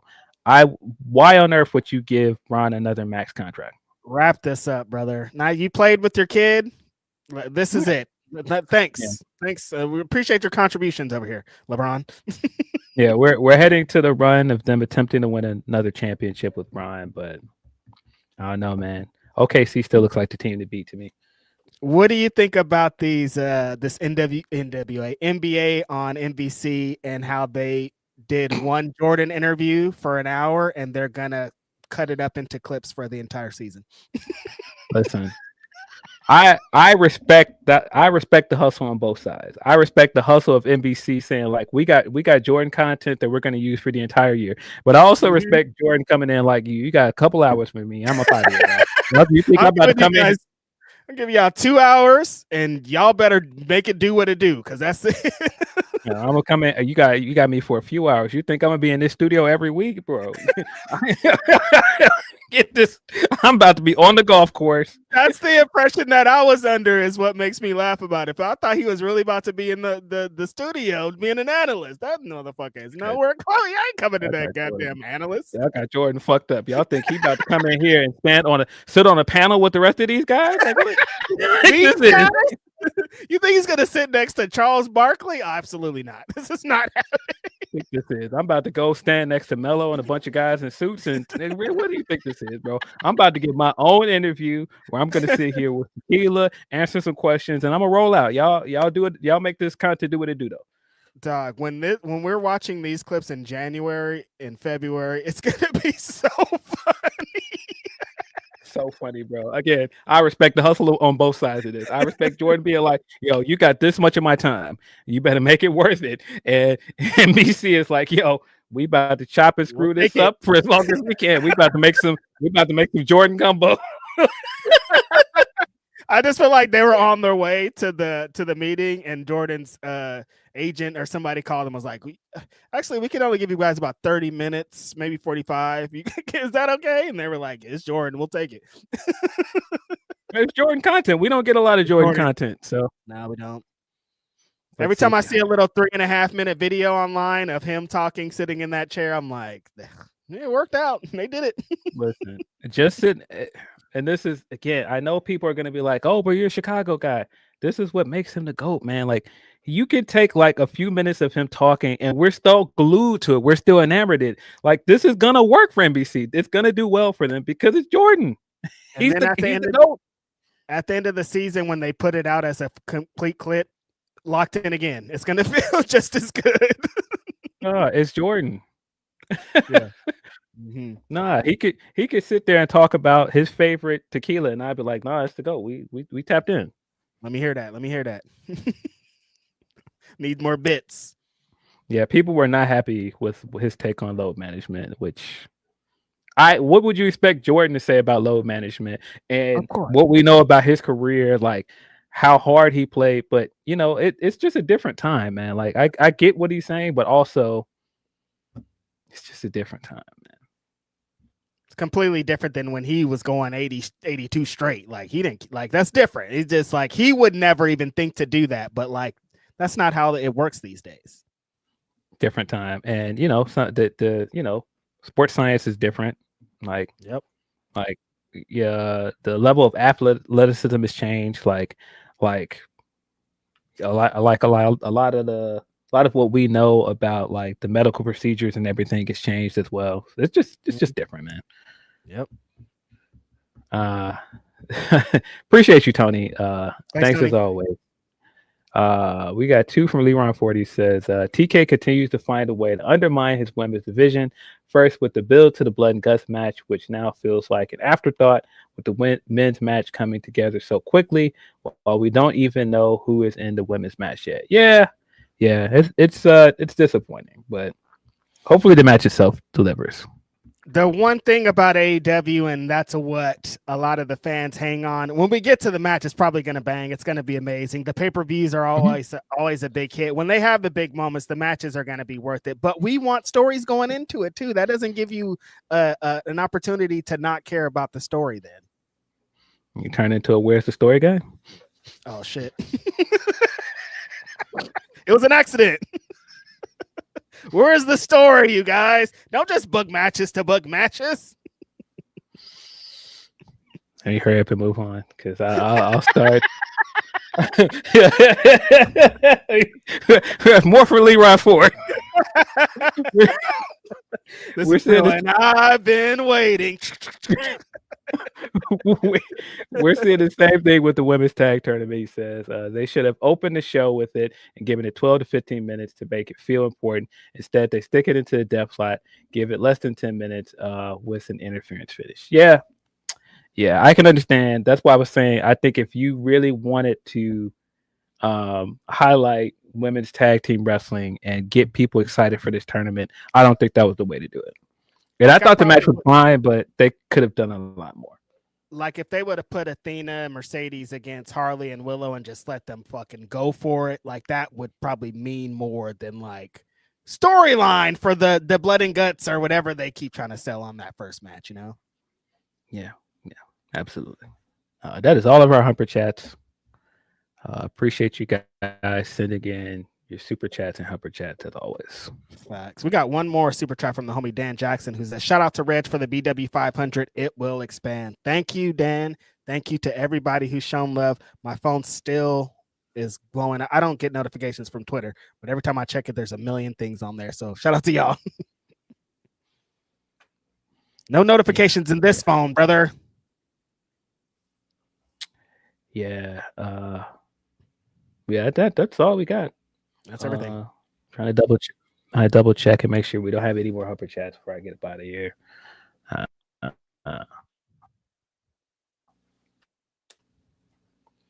But yeah, appreciate you guys as always. Got Saturday night main event tonight. We got Collision tonight, and we'll be back. We'll be back next Saturday at usual time slot. We don't have any more. You know what it is. This has been Grapsody. I'm Phil Lindsey. It's Righteous Reg. Check out the BW500 on your social media accounts. It's on Twitter. Yes, sir. And I'm about to cross the bridge. If you can, log into the West Coast Pro YouTube page. The 7th anniversary is happening tonight. The main event, Kevin Blackwood, the West Coast Pro champions, taking on Vinny Massaro for the West Coast Pro Championship. If Vinny Massaro loses, he will retire. Can't let my guy Vinny retire. Also, it's going to be the West Coast Pro Tag Team Champions. The Crush Boys are taking on the Cowboy Way. The West Coast Pro Women's Champion, tremendously talented person, Johnny Robbie's taking on Danny Luna. That match that I mentioned earlier, Willow Nightingale and Maya World is happening. Also, coming from New Japan, first time in West Coast Pro, Gabe Kidd's going to be taking on Carl Fredericks tonight. Free show on the YouTube channel. I'm going to be talking some shit on commentary. Definitely check that out. Really appreciate y'all. Yeah, appreciate y'all. We will be back next week, but we're out of here.